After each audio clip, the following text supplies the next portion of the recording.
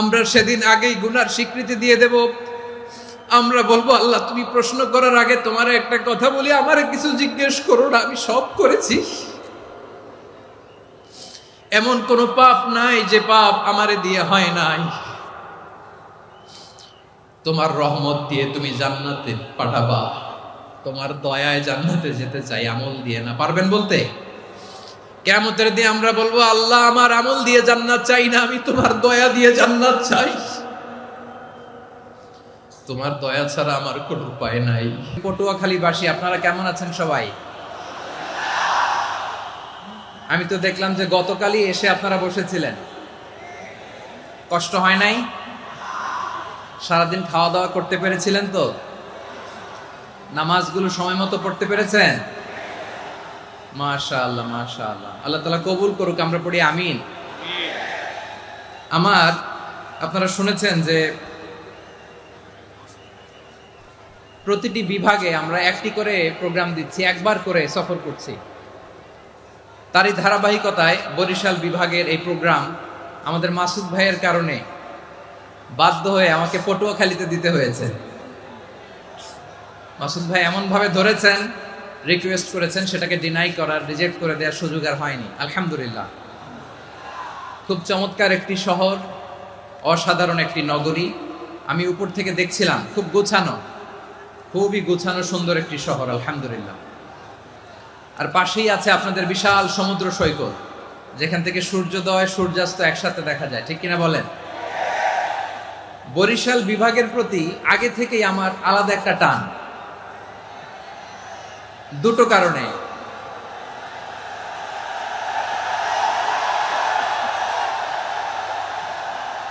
আলহামদুলিল্লাহ আলহামদুলিল্লাহ, মাশাআল্লাহ।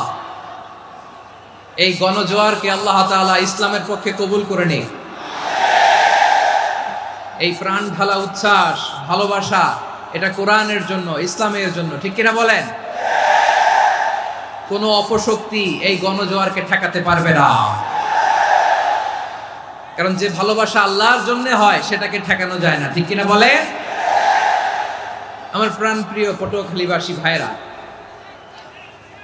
বিশেষ দুটি কারণে বরিশাল বিভাগের প্রতি আমার আলাদা একটা ভালো লাগা। এর কারণ, এই অঞ্চলে আলেম ওলামা বেশি, ঠিক কিনা বলেন? আজকের এই প্রোগ্রামে অনেক কওমি মাদ্রাসার মুহতামিম সাহেবরা এসেছেন, আমি শুনেছি। আলিয়া মাদ্রাসার প্রিন্সিপাল হুজুররা এসেছেন, খতিব সাহেবরা এসেছেন, ইমাম সাহেবরা এসেছেন, মুয়াজ্জিন সাহেবরা এসেছেন। এই বিভাগে আলেম ওলামা বেশি। তার প্রমাণ, এখানে এই বরিশালের ভেতরে আছে সারসিনা দরবার, ঠিক কিনা বলেন? অনেক হাক্কানি একটা দরবার। সারসিনার মরহুম পীর সাহেব হুজুরের খেদমত করেছি আমি অনেকবার, সুযোগ হয়েছিল আমার ছাত্র জামানায়। তো ওনাদের মাদ্রাসা কেন্দ্রিক অনেক খেদমত, আলহামদুলিল্লাহ। তারপর এই বিভাগে রয়েছে চরমোনাই দরবার, ঠিক কিনা বলেন? ওনাদেরও বিশাল মাদ্রাসা, ধর্মীয় অঙ্গনে, মাদ্রাসা অঙ্গনে, রাজনৈতিক অঙ্গনে ওনাদের অনেক খেদমত। তারপরে এখানে আছে ঝালকাঠি এনএস কামিল মাদ্রাসা। আমরা কায়েস সাহেব হুজুরের কথা শুনেছি, আল ইত্তেহাদ মা আল ইখতিলাফ, মতবিরোধের সাথে ঐক্য, অসাধারণ কথা। তো এই সমস্ত বড় বড় আল্লাহওয়ালাদের আগমন এই ভূখণ্ডে হওয়ার কারণে এখানে ধর্মীয় বিশৃঙ্খলা, মারামারি কম, আছে ঐক্য, ঠিক কিনা বলেন? বরিশাল বিভাগের প্রতি আমার বিশেষ ভালোবাসার এটা একটা কারণ। দুই নম্বর কারণ হচ্ছে, আমি ঢাকাতে যে মাদ্রাসায় পড়াশোনা করেছি, দারুন নাজাত সিদ্দিকিয়া কামিল মাদ্রাসা, আমার মাদ্রাসার শিক্ষক মন্ডলীর অধিকাংশ হচ্ছে এই বরিশালের, আলহামদুলিল্লাহ। আমাদের শ্রদ্ধেয় প্রিন্সিপাল হুজুর আখম আবু বকর সিদ্দিক হাফিজাহুল্লাহ ওয়া রাআহ, উনি এলাকার সহ পুরো দারুন নাজাত মাদ্রাসার অধিকাংশ আসাতাজা ইকরাম এই ভূখণ্ডের, এই অঞ্চলের হওয়ার কারণে ছোটবেলা থেকেই বরিশালের প্রতি আমার একটি ভালোবাসা। তো আমি অন্তরের অন্তঃস্থল থেকে আবারও শুভেচ্ছা জানাতে চাই। আমি আমাদের অনেক ভাইদেরকে দেখতে পাচ্ছি, আপনারা বসার জায়গা পাননি, দাঁড়িয়ে আছেন এবং খুবই নিশ্চুপ, শান্ত, সুশৃঙ্খল। The people of Barishal, they are very smart, আলহামদুলিল্লাহ, মাশাআল্লাহ। এবং শ্রোতা যাদেরকে দেখতে পাচ্ছি, বেশিরভাগের বয়স 15 থেকে 25। জেনজি, যেখানেই যাই জেনজি আমারে ছাড়ে না। মাশাআল্লাহ, এরাই আগামীর বাংলাদেশ, এরাই বাংলাদেশ। এদের হাতে নিরাপদ আমার লাল সবুজের পতাকা, এদের হাতে নিরাপদ আমার 56,000 বর্গ মাইলের প্রতিটি ইঞ্চি মাটি। এজন্য তোমাদেরকে সাবধান থাকতে হবে, সজাগ থাকতে হবে দেশের জন্য, এদেশের সার্বভৌমত্বের জন্য। ঠিক কিনা বলেন? আমার প্রিয় ভাইরা, আপনারা এখন যেমনি নিশ্চুপ, নীরব, very quiet and calm, discipline, I like it, I love it. শেষ পর্যন্ত আপনারা এরকম নিশ্চুপ, নীরব, নিস্তব্ধ, নিঝুম থাকবেন তো আপনারা? মাশাআল্লাহ। আমি খুব লম্বা চূড়া সময় নেব না, অনেক আলোচনা হয়েছে, আমি পাশেই ছিলাম, আমি দুপুরেই চলে এসেছি, আমি শুনছিলাম আলোচনাগুলো, অসাধারণ আলোচনা হয়েছে। আসলে আলোচনা হওয়া দরকার অল্প, ইবাদত আর আমল হওয়া দরকার বেশি। ঠিক কিনা? কিয়ামতের একটা আলামত হচ্ছে খুতবুকুম তাওয়িলা ওয়া সালাওয়াতুকুম কাসীরা। কিয়ামতের আগে আমাদের বক্তব্য হয়ে যাবে লম্বা। Your speech will be longer and your salah will be very shorter. বক্তব্য হবে লম্বা, সালাত হবে খাটো। এই নমুনা বর্তমানে আছে না নাই?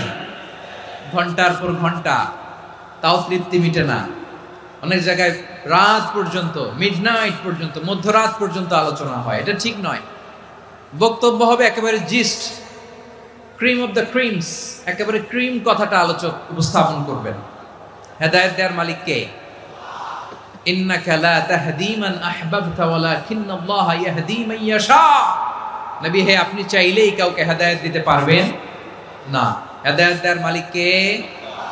প্রিয় ভাইরা, আমি শুরুতেই দেখতে চাই যে আপনারা বরিশাল বিভাগের কে কোন জেলা থেকে আসলেন, এটা একটু জেনে খোঁজখবর নিয়ে আমি আলোচনা শুরু করবো ইনশাআল্লাহ বিইذنিল্লাহ।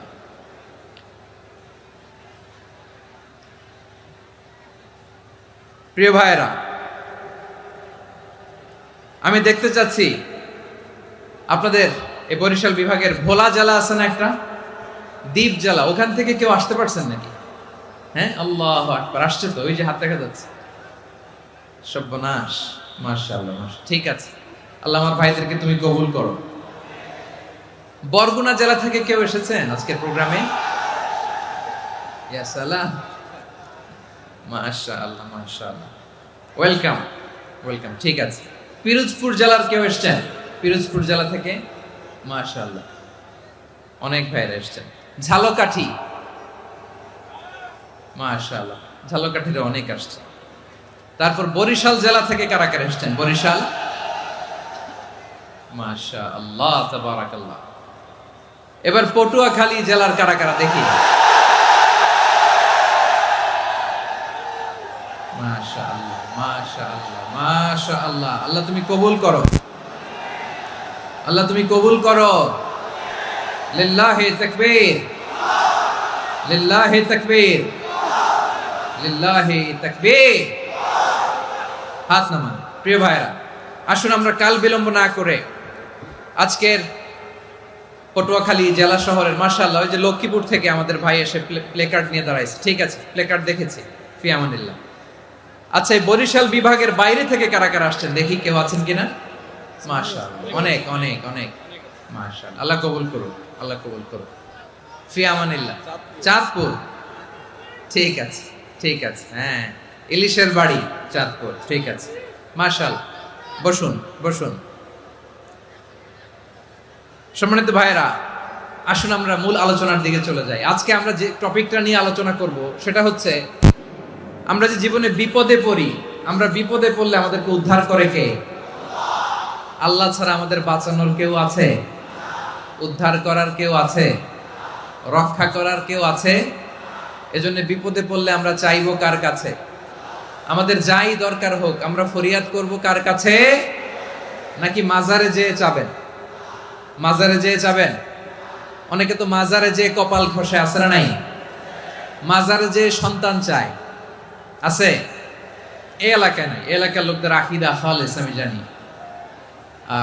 মাজারে যেয়ে কপাল ঘষে আর সন্তান চায়। আচ্ছা, মাজারে গেলে সন্তান পাওয়া যায়? আচ্ছা, মাজারে না গেলে যদি বাচ্চা না হতো, গরু ছাগলের যে বাচ্চা হয় ওরা কোন মাজারে মানত করে বলেন? কথা কি বুঝতেছেন?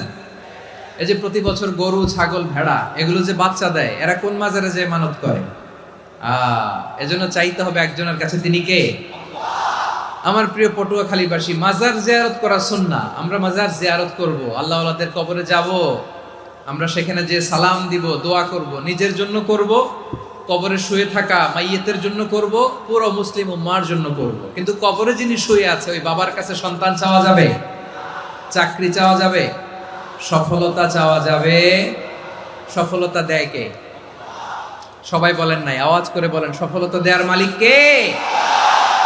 এক কথাই রব্বুল আলামিন বলেন, ওয়া ইয়ামসাসকাল্লাহু বিদুররিন ফালা কাশিফা লাহু ইল্লা হু ওয়া ইয়ুরিদকা বিখাইরিন ফালা রাদ্দা লিফাদলি ইউসিবু বিহি মান ইয়াশাউ মিন ইবাদিহি ওয়া হুয়াল গফুরুর রহিম। আল্লাহু আকবার। আল্লাহ বললেন, ওয়া ইয়ামসাসকাল্লাহু বিদুররিন ফালা কাশিফা লাহু ইল্লা হু। আল্লাহ যদি তোমাকে কোনো বিপদ স্পর্শ করায়, আল্লাহ যদি তোমারে কোনো বিপদে ফেলে দেয়, ওই বিপদ থেকে উদ্ধার করার তিনি ছাড়া আর কেউ নাই। জোরে বলেন ঠিক কিনা? তিনি যদি কোনো বিপদে ফেলেন, তিনি ছাড়া বিপদ থেকে উদ্ধার করার কেউ নাই। আর তিনি যদি তোমার প্রতি কোনো অনুগ্রহ করতে চান, ওই অনুগ্রহ ঠেকিয়ে দেওয়ার ক্ষমতাও কারো নাই। আল্লাহ যদি আপনার সফলতা দিতে চায়, পৃথিবীর কোনো শক্তি ওই সফলতাকে থামাতে পারে? এজন্য আল্লাহ বললেন, খবরদার, চিন্তা রাখিদা খালিস করে নাও। ওয়া ইয়ামসাসকাল্লাহু বিদুররিন ফালা কাশিফা লাহু ইল্লা হু। আল্লাহ বিপদে ফেললে বিপদ থেকে উদ্ধার করার কেউ থাকে না। আর আল্লাহ যদি তোমার প্রতি দয়া দেখাতে চান, অনুগ্রহ করতে চান, ওই অনুগ্রহকে প্রতিরোধ করার মতো ক্ষমতা কারো নাই। তিনি তার বান্দাদের মধ্য থেকে যাকে ইচ্ছা তাকে দেন, যত ইচ্ছা তত দেন। তিনি ক্ষমাশীল, তিনি মেহেরবান। সুবহানাল্লাহ। তিনি ক্ষমাশীল, তিনি মেহেরবান। তাহলে এই আয়াত থেকে আমরা বুঝতে পারলাম, আমরা যদি বিপদে পড়ি আমাদেরকে কেউ বাঁচাতে পারে না। আমার বাবা আমারে বাঁচাতে পারে? হ্যাঁ? আমার মা আমাকে বাঁচাতে পারে? আমার বন্ধু আমারে বাঁচাতে পারে? আমার দলের কর্মী আমাকে বাঁচাতে পারে? আমার পীর সাহেব আমারে বাঁচাতে পারে? আমার পটুয়াখালীর ভাইয়েরা খেয়াল রাখবেন, বাঁচাতে পারে এক মহান সত্তা, উদ্ধার করতে পারে এক মহান সত্তা। চিৎকার করে বলুন, তিনি কে? আবার আল্লাহ বললেন, আম্মাই ইউজিবুল মুত্তাররা ইযা দাআহু ওয়া ইয়াকশিফুস সুআ ওয়া ইয়াজআলুকুম খুলাফাআল আরদ আইলাহুম মা'আল্লাহ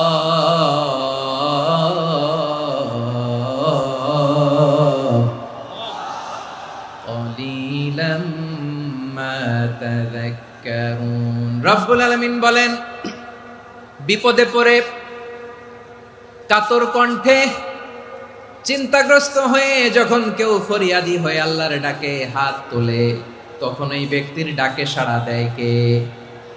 সবাই বলুন। কাতর কণ্ঠে, বিপন্ন অবস্থায় আপনি যখন কেঁদে কেঁদে হাত তুলে আপনার দুঃখের কথা জানান, আপনি যখন ডাকেন তারে, তখন আপনার ডাকে সাড়া দেয় কে? আল্লাহ বলে, আমি সাড়া দেই। তোমাদের বিপদকে মুক্ত করে দেয় কে? ওই আল্লাহর সাথে কোন উপাস্য আছে নাকি? কিন্তু খুব অল্প সংখ্যক লোকই তোমরা উপদেশ গ্রহণ করো। কথাটা কার? তাহলে বিপন্ন মানবতা যখন কাঁদে, মানুষ যখন বিপদে পড়ে নিরুপায় হয়ে ফরিয়াদ করে, তার ডাক শোনার কেউ নাই একজন ছাড়া। চিল্লায় বলেন তো, তিনি কে? এজন্য আমরা ফরিয়াদের হাত কার দিকে তুলব? প্রিয় পটুয়াখালী বলেন, ফরিয়াদের দুটো হাত আমরা কার দিকে তুলবো? এবং খেয়াল রাখতে হবে, মাথার সাথে সেট করে নিতে হবে, আল্লাহ ছাড়া আমাকে উদ্ধার করার কেউ নাই। এই পৃথিবীতে কেউ আপন না। প্রিয় ভাইরা, বিপদে পড়লে বোঝা যায় কেউ আপন না। আপন শুধু একজন মহান সত্তা, তিনি কে? এটা কি আপনারা খেয়াল রাখতে পারবেন? হ্যাঁ, বিপদে আপদে কেউ আমাদের বাঁচাতে পারে না, তরাতে পারে না, মুক্তি দিতে পারে না, উদ্ধার করতে পারে না একমাত্র আমার প্রভু ছাড়া, আল্লাহ ছাড়া। চিল্লায় বলেন ঠিক কিনা? এবং প্রিয় পটুয়াখালীর ভাইয়েরা, মাথার সাথে এটা সেট করে নিতে হবে যে আমাদের পুরো জীবনটাই পরীক্ষা। পুরো জীবনটাই কি? The life is a test. পুরো জীবনটাই পরীক্ষা। এই জীবনে বিপদ আসবে, আপদ আসবে, পরীক্ষা আসবে, সবার জীবনে এটা থাকে। এক একজনের পরীক্ষা এক এক রকম। আমার পরীক্ষা একরকম, মাসুদ ভাইয়ের পরীক্ষা একরকম, চৌধুরী সাহেবের পরীক্ষা একরকম, আপনার পরীক্ষা একরকম, ওনার পরীক্ষা আবার আরেক রকম। পুরো পৃথিবীটাই পরীক্ষা ক্ষেত্র, সবাই পরীক্ষা দিচ্ছি, কিন্তু কারো পরীক্ষা প্রশ্নের সাথে কারোটার মিল নাই। সুবহানাল্লাহ পড়বেন না? পুরোটাই পরীক্ষা ক্ষেত্র, সবাই পরীক্ষার্থী, কিন্তু প্রশ্নপত্র একটার সাথে আরেকটা মিলে না। One doesn't match the other. একজনেরটার সাথে আরেকজনেরটা মিলে না। কাউকে আল্লাহ তাআলা ধনী বানিয়ে পরীক্ষা করেন। কি বানিয়ে? কথা কি বুঝতেছেন নাকি কষ্ট হচ্ছে? কষ্ট হচ্ছে আপনাদের? কাউকে আল্লাহ ধনী বানিয়ে পরীক্ষা করেন, আবার কাউকে আল্লাহ তাআলা গরিব বানিয়ে পরীক্ষা করেন, কাউকে আল্লাহ অসুস্থ বানিয়ে পরীক্ষা করেন। কেউ দেখবেন যে দুরারোগ্য ব্যাধিতে আক্রান্ত, ডাক্তার বলেছে আর সময় নাই, দুরারোগ্য ব্যাধি, ক্যান্সার, যার নেই কোনো অ্যান্সার, তার জন্য পরীক্ষা হচ্ছে এই রোগ। আরেক লোক দেখবেন তার আবার রোগ বালাই নাই, মাশাআল্লাহ, তাকে আল্লাহ তাআলা আর্থিক দৈন্যতা, দারিদ্রতা দিয়ে পরীক্ষা করছেন। এরকম আছে না নাই? টাকা পয়সা নাই, দিন আনে দিন খায়, যা আছে তাতে চলে না, এটা তার জন্য পরীক্ষা। আবার আরেক শ্রেণীর লোক দেখবেন তাকে আল্লাহ অসুস্থতাও দেয় নাই, দারিদ্রতাও দেয় নাই, তার দাম্পত্য জীবনের সমস্যা আছে না নাই? স্ত্রী কথা শোনে না, অথবা ছেলে মেয়ে কথা শোনে না। তাহলে পরীক্ষা সবার জীবনে আছে, এক একজনের পরীক্ষাটা এক এক রকম। আল্লাহ তাআলা দেখতে চায় যে এই পরীক্ষার সময় আমরা কিরকম রেসপন্স করি, how to deal with the test, কিভাবে এই বিপদ আপদ পরীক্ষাগুলোকে আমরা হ্যান্ডেল করব, ডিল করব। এটা হচ্ছে আজকের আলোচনার বিষয়। বুঝতে পেরেছেন সবাই আমার প্রিয় ভাইয়েরা? তাহলে পরীক্ষাময় আমাদের জীবন, বিপদ আপদ পরীক্ষা, এটা মানুষের পিছু ছাড়ে না। সবার জীবনে পরীক্ষা আছে। নবীদের জীবনেও পরীক্ষা ছিল। সাহাবারা জিজ্ঞেস করেছেন, ইয়া রাসূলুল্লাহ, আইয়ুন নাসি আশাদ্দু বালাআন ফিদ দুনিয়া, এই দুনিয়ার বুকে কাদের পরীক্ষা সবচেয়ে বেশি? বিশ্বনবী বলেছেন, আল আম্বিয়া। এই পৃথিবীতে সবচেয়ে বেশি পরীক্ষা আল্লাহ তাআলা নিয়ে থাকেন নবীদের। কাদের? নবীদের। সুম্মাল আমসাল ফাল আমসাল, এরপরে নবীদের পরের স্তরে যারা, তাদের পরীক্ষা। এরপরে তাদের পরের স্তরে যারা, তাদের পরীক্ষা। সিদ্দিকিনদের, শুহাদাদের, সলিহিনদের, আল্লাহওয়ালাদের। যার ঈমান যত মজবুত, তার জীবনে পরীক্ষাও তত বেশি। চিল্লায় বলেন ঠিক কিনা? তাহলে মুমিনরা, বিশ্বাসীরা, আমরা কি পরীক্ষা বিপদ আপদে ভয় পাই? হ্যাঁ, বিপদ দেখলে ভয় লাগে আপনাদের? ভয় লাগে? হ্যাঁ, না, মুমিনরা বিপদে ভয় পায় না, তারা হতাশ হয় না, সুবহানাল্লাহ, তারা নিরাশ হয় না। বিশ্বাসীরা হাল ছেড়ে দেয় না, তারা ভরসা রাখে একজনের উপর। চিল্লায় বলতে হবে তিনি কে? কারণ মুমিন জানে the grief isn't permanent, the test isn't permanent, the struggle in our life isn't permanent. আমাদের জীবনের দুঃখ, কষ্ট, স্ট্রাগল, এগুলো পার্মানেন্ট নয়। After every difficulties there is an ease. সব কষ্টের পরেই একটা সুখ আছে না নাই? রব্বুল আলামিন বলেন, ফা ইন্না মাআল উসরি ইউসরা, ইন্না মাআল উসরি ইউসরা, ভয় পেও না, চিন্তা করো না, কষ্টের সাথেই আমি রেখে দিয়েছি স্বস্তি। সুবহানাল্লাহ বলেন। মুমিন জীবনে বিপদ যত বেশি, কষ্ট যত বেশি, তার সামনে সফলতা তার চেয়েও বেশি। ঠিক কিনা বলেন? কারণ বিশ্বাসীরা জানে রাত্রি যত গভীর হয়, সুবহে সাদিকের সময় তত আগাতে থাকে। গর্ভবতী নারীর পেটের ব্যথা যত বাড়তে থাকে, ঘরে নতুন মেহমান আগমনের সময় ঘনাতে থাকে। মুমিনদের উপর বিপদ, অত্যাচার, আপদ, পরীক্ষা যত বাড়তে থাকে, কালেমার পতাকা উড্ডয়নের সময় কাছে আসতে থাকে।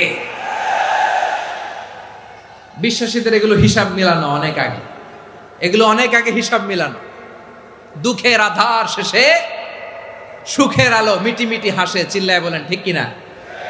দুঃখের আধার শেষে আলোর প্রভাত হাসে, হতাশার কালো মেঘে যায় গো ভেসে, হতাশার কালো মেঘে যায় গো ভেসে, দুঃখের আধার শেষে আলোর প্রভাতে হাসে, হতাশার কালো মেঘে যায় গো ভেসে, হতাশার কালো মেঘে যায় গো ভেসে। কোরআনে দুঃখের আধার শেষে আলোর প্রভাতে হাসে, হতাশার কালো মেঘে যায় গো ভেসে, হতাশার কালো মেঘে যায় গো ভেসে। ঠিক কিনা বলেন? দুঃখ যত বেশি, পরীক্ষা যত বেশি, কষ্ট যত বেশি, সুখের সময় তত কাছাকাছি চিল্লায় বলতে হবে ঠিক কিনা। এজন্য মুমিন জীবনে পরীক্ষা বেশি, মুমিনদের হতাশা নাই, মুমিনরা নিরাশ হয় না, হতাশ হয় কাফিররা। মুমিনরা কখনো হাল ছেড়ে দেয় না, মুমিনরা ভরসা রাখে একজনের উপর, তিনি কে?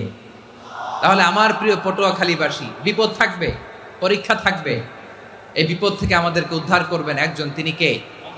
আমরা শুধু আল্লাহর উপরই ভরসা রাখবো। রাজি আছেন তো? চাইবো একজন সত্তার কাছে, আওয়াজ করে বলুন তিনি কে? একজন সত্তার কাছে চাইবে। বিশ্বনবী ওনার চাচাতো ভাই আব্দুল্লাহ ইবনে আব্বাস রাদিয়াল্লাহু তাআলা আনহুকে বললেন, ইয়া আব্দুল্লাহ ইবনুল আব্বাস, হে আব্দুল্লাহ ইবনে আব্বাস, ইদা সাআলতা ফাসআলিল্লাহ, যখন চাইবে আল্লাহর কাছে যাও। ও আব্দুল্লাহ, যখন চাইবা আল্লাহর কাছে চাও। ওয়া ইদা ইসতাআনতা ফাসতাইন বিল্লাহ, যখন সাহায্য চাইবা আল্লাহর কাছে ফরিয়াদ করো। জেনে রেখো ও আব্দুল্লাহ, ওয়া'লাম আন্নাল উম্মাতা লাউ ইজতামাআত আলা আন ইয়ানফাউকা বিশাইইন লাম ইয়ানফাউকা ইল্লা বিশাইইন ক্বাদ কাতাবাহু আল্লাহু লাক।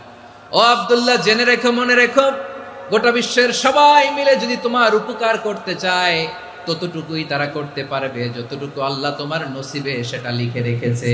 ঠিক কিনা বলেন? আর যদি গোটা বিশ্বের সবাই মিলে তোমার বিরুদ্ধে কনস্পাইরেসি করে, ষড়যন্ত্র করে, গোটা বিশ্বের সবাই মিলেও যদি তোমার ক্ষতি করতে চায় ততটুকুই শুধু পারবে যেটা আল্লাহ তোমার জন্য বরাদ্দ রেখেছে। যতটুকু আল্লাহ তাআলা তোমার জন্য বরাদ্দ রেখেছে অতটুকুই ক্ষতি করতে পারবে, আর এক চুল বেশিও করতে পারবে না, কমও করতে পারবে না। চিল্লায় বলেন ঠিক কিনা। এজন্য আমরা চাইবো কার কাছে? সবাই বলেন নাই, আওয়াজ করে বলেন কার কাছে? সব সময় আমরা আল্লাহর কাছে চাইবো, বিপদে আপদে, সুখে দুঃখে, সচ্ছল অবস্থায় অসচ্ছল অবস্থায়, পরাজয়ের সময় বিজয়ের সময়, সব সময় আমরা ভরসা রাখবো কার উপর? সবাই বলুন। একদল লোক আছে যারা বিপদে পড়লে আল্লাহরে ডাকে, আছে না নাই? পটুয়াখালীতে মাশাআল্লাহ নাই। বিপদ আসলে আল্লাহরে ডাকে, বিপদ নাই আল্লাহও নাই। বিপদে পড়লে নামাজ পড়ে, বিপদও নাই নামাজও নাই। বিপদে পড়লে জিকির করে, বিপদ যখন চলে যায় ওদের জিকিরও বন্ধ হয়ে যায়। এরকম আছে না নাই? কিছু লোক দেখবেন পরীক্ষা আসলে নামাজ পড়ে, আছে আছে। জেনজি আওয়াজ করো, এরকম আছে? এই কমন পড়ে গেছে, কমন পড়ছে। দেখবেন পরীক্ষার সময় নামাজ পড়ে, পরীক্ষাও নাই নামাজও আছে। এরকম কিছু লোক আছে অসুস্থ হলে আল্লাহরে বড্ড ভালোবাসে, আল্লাহরে খুব ডাকে। অসুস্থ হইলে অসুস্থতাও নাই, আল্লাহ স্মরণও নাই। দেখবেন কিছু লোক নির্বাচন আসলে খুব আল্লাহ আল্লাহ হয়ে যায়, তখন দেখবেন মাথার মধ্যে হেজাব লাগায়, পাঞ্জাবি লাগায়, আল্লাহ আল্লাহ হয়ে যায়। নির্বাচনও নাই, এরপরে আল্লাহর কথাও নাই। আছে না নাই? না, এরকম হওয়া যাবে না। সব সময় আমরা আল্লাহরে ডাকবো, বিপদে আপদে সব সময় ভরসা রাখবো আমরা একজনের উপর। আওয়াজ করে বলেন তিনি কে? এ কথায় আল্লাহ তাআলা আমাদের চোখে আঙ্গুল দিয়ে জানিয়ে দিলেন, ফাইদা রাকিবু ফিল ফুলকি দা'আউল্লাহা মুখলিসিনা লাহুদ্দিন ফালাম্মা নাজ্জাহুম ইলাল বাররি ইযা হুম ইউশরিকুন। আল্লাহ বলে একদল লোক আছে, তারা যখন নৌযানে চড়ে, জলযানে চড়ে, সাগরের মধ্যে যখন জাহাজে চড়ে, লঞ্চে চড়ে, তারা যখন তুফানের সম্মুখীন হয় তখন তারা আল্লাহরে বড্ড বেশি ডাকে, একান্ত ভাবে ডাকে, বিশুদ্ধ চিত্তে ডাকে। আবার তুফান থেকে তাদেরকে সেফ জোনে নিয়ে, নিরাপদ জোনে নিয়ে যখন বন্দরে আমি আল্লাহ তাদেরকে ভিড়িয়ে দেই, ওই লোকগুলো আবার আমি আল্লাহর সাথে শিরিক করে। এরকম আছে না নাই? জাহাজে উঠছে, সাগরের মাঝখানে তুফান, ওই সময় দেখবেন আল্লাহ কারে কয়। এই কথা তো আপনাদেরকে বোঝানো সহজ, আপনারা তো নদীর দেশের মানুষ। লঞ্চে চড়েন নাই কারা কারা দেখি? লঞ্চে চড়ছেন? হ্যাঁ, লঞ্চে চড়ে নাই এরকম একজনও নাই এখানে। আচ্ছা, লঞ্চে উঠছেন কে কে দেখি? মাশাআল্লাহ, মাশাআল্লাহ, মাশাআল্লাহ। ঠিক আছে, আপনাদের বোঝানো সহজ। আচ্ছা, লঞ্চে উঠে তুফানের সম্মুখীন হয়েছেন, জলোচ্ছ্বাস সবাই, মাশাআল্লাহ। তো এই ওয়াজ তো আপনাদের মুখস্থ, ঠিক কিনা বলেন? আমার বলার দরকার নাই, বলেন। মাঝ নদী, তুফান, জলোচ্ছ্বাস, জলের মধ্যে উচ্ছ্বাস, ঢেউ, টর্নেডো, সাইক্লোন, মেঘের ঘনঘটা, পরিবেশ ঘুটঘুটে অন্ধকার, লঞ্চ একবার এদিকে আরেকবার ওইদিকে, ভিতরে কি অবস্থা হয় বলেন তো? হ্যাঁ, তখন মুসলিম আল্লাহর ডাকে, হিন্দু আল্লাহর ডাকে, ঠিক কিনা বলেন? আস্তিক আল্লাহর ডাকে, নাস্তিক আল্লাহর ডাকে, ঠিক কিনা? লঞ্চের ভেতর, স্টিমারের ভেতর কান্নারে রোল পড়ে যায়, চিৎকারের রোল পড়ে যায়, সবার মুখ দিয়ে শুধু একটা আওয়াজ, লা ইলাহা লা ইলাহা লা ইলাহা সুবহানাল্লাহ আলহামদুলিল্লাহ লা ইলাহা। আল্লাহ নামের জিকির করবে যারা, আল্লাহর কাছে প্রিয় তারা, আল্লাহর কাছে প্রিয় যারা, জান্নাতে প্রবেশ করবে তারা, জোরে লা ইলাহা লা ইলাহা ইল্লাল্লাহ লা ইলাহা ইল্লাল্লাহ মুহাম্মাদুর রাসূলুল্লাহ সাল্লাল্লাহু আলাইহি ওয়াসাল্লাম। আমার প্রিয় পটুয়াখালীবাসী, তাহলে লঞ্চের ভেতরে যখন আমরা তুফানের মধ্যে পড়ি, তখন সবাই মিলে আমরা একটা নামের জিকির করি। নামটা কার? মুসলমানেরাও ডাকে, হিন্দুরাও ডাকে, আস্তিকও ডাকে, নাস্তিকও ডাকে, সবাই ডাকে একজনকে, তিনি কে? আবার দেখবেন ওই আল্লাহ তুফানের পরে, ঝড়ের পরে ওই লঞ্চটাকে যখন সদর ঘাটে ফিরিয়ে দেয়, আবার আমরা নাফরমানি শুরু করে দেই। সে কোথায় আল্লাহ বললেন, ফাইদা রাকিবু ফিল ফুলকি দা'আউল্লাহা মুখলিসিনা লাহুদ্দিন ফালাম্মা নাজ্জাহুম ইলাল বাররি ইযা হুম ইউশরিকুন। সাগরে যখন তুফানে পড়ে আমি আল্লাহর ডাকে, আবার আমি আল্লাহ যখন বাঁচিয়ে দেই, আবার আমি আল্লাহর সাথে শিরিক শুরু করে। আমরা কি এরকম হতে চাই নাকি? এরকম করবেন? হ্যাঁ না, আমরা তুফানে পড়লেও আল্লাহরে ডাকি, আবার বাঁচায় দেওয়ার পরেও ডাকি কারে? আল্লাহকেই ডাকি। বিমানের মধ্যে মাঝে মাঝে দেখবেন যে এয়ার টার্বুলেন্স হয়, জানেন? এয়ার টার্বুলেন্স জানেন তো? মাঝে মাঝে বিমানটা বাউন্সিং করে, বাম্পি, ভেরি বাম্পি ওয়েদার। শোনেন নাই? 40,000 ফিট উপরে যখন থাকে, তখন পাইলট মাঝে মাঝে বলে, dear passengers, ladies and gentleman, right now we are flying 40,000 feet above the ground and we are passing very air turbulence, very heavy air turbulence right now. Please fasten your seat belt. দেখবেন মাঝে মাঝে বলে যে, ভদ্র মহিলা, ভদ্র মহোদয়গণ, আমরা 40,000 ফিট উপর দিয়ে যাচ্ছি আর এয়ার টার্বুলেন্স ফেস করছি, মেহেরবানি করে আল্লাহর হস্তে সিট বেল্ট বাঁধুন। তখন বিমানটা এরকম বাউন্সিং করে, শেকিং করে। আপনারা মুখোমুখি হয়েছেন? ইদানিং এই এয়ার টার্বুলেন্স বেড়ে গিয়েছে। গত বছর আমার ইন্টারন্যাশনাল অনেকগুলো ফ্লাইট ছিল, তো আমি দেখলাম যে আগের ফ্লাইটগুলোর তুলনায় এখন এয়ার টার্বুলেন্স খুব বেশি। আমি একটু রিসার্চ করে দেখলাম, ক্লাইমেট চেঞ্জের কারণে, জলবায়ু পরিবর্তনের কারণে আকাশের বাতাসের মুভমেন্টে পরিবর্তন হয়েছে, ফলে এখন বিমান শেকিং করে বেশি, বাউন্সিং, বাম্পি ওয়েদার। তো বলেন তো 40,000 ফিট উপরে যখন আপনি, কয় হাজার ফিট, সবাই বলুন কয় হাজার ফিট, 40,000 ফিট উপরে যখন আপনি, তখন যখন বিমানটা এরকম বাউন্সিং করে, সবাই যখন ভমিটিং করে বিমান নষ্ট করে দেয়, বমি করে, তখন বাঁচানোর কে আছে আল্লাহ ছাড়া? কেউ আছে? ওই মুহূর্তেও সবাই মিলে একজনের ডাকে আওয়াজ করে বলেন তিনি কে? মাঝে মাঝে কিছু সোশ্যাল মিডিয়ায় কিছু ভিডিও পাওয়া যায় যে হেভি যখন এয়ার টার্বুলেন্স হয়, 10 সেকেন্ড 15 সেকেন্ডের কিছু ভিডিও পাওয়া যায়, বিমানটা এরকম বাউন্সিং করছে, বাম্পি ওয়েদার, কাঁপছে, মানুষগুলো বমি করছে, অক্সিজেন মাসগুলো সব ঝুলে পড়েছে, বিমানটা শুধু কাঁপছে। তখন দেখবেন বিমানের ভেতরেও এরকম লঞ্চের মতো চিৎকার আছে না নাই? বিমানের ভেতরেও তখন চিৎকার।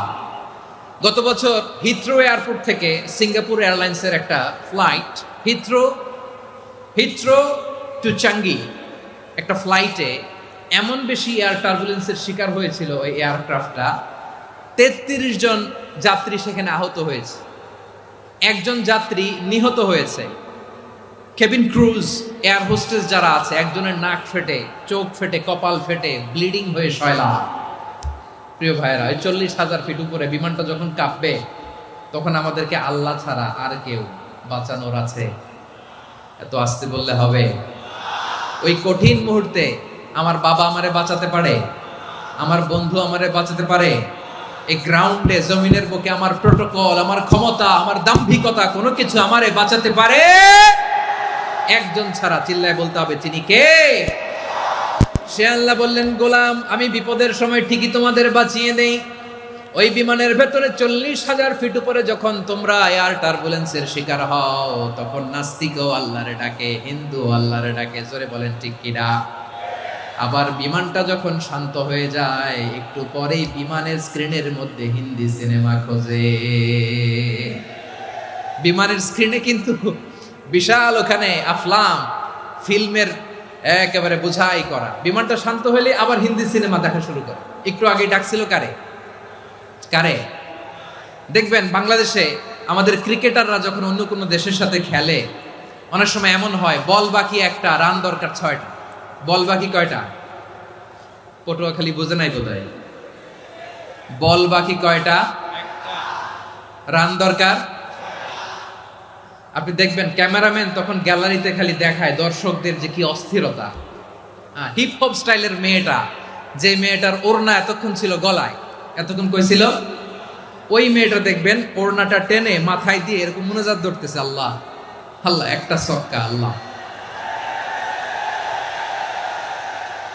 আল্লাহ, আমার লাল সবুজের পতাকারে তুমি অপমানিত কইরো না আল্লাহ, ইন্ডিয়ার সাথে আমাদের খেলা, আল্লাহ আল্লাহ, একটা ছক্কা, একটা।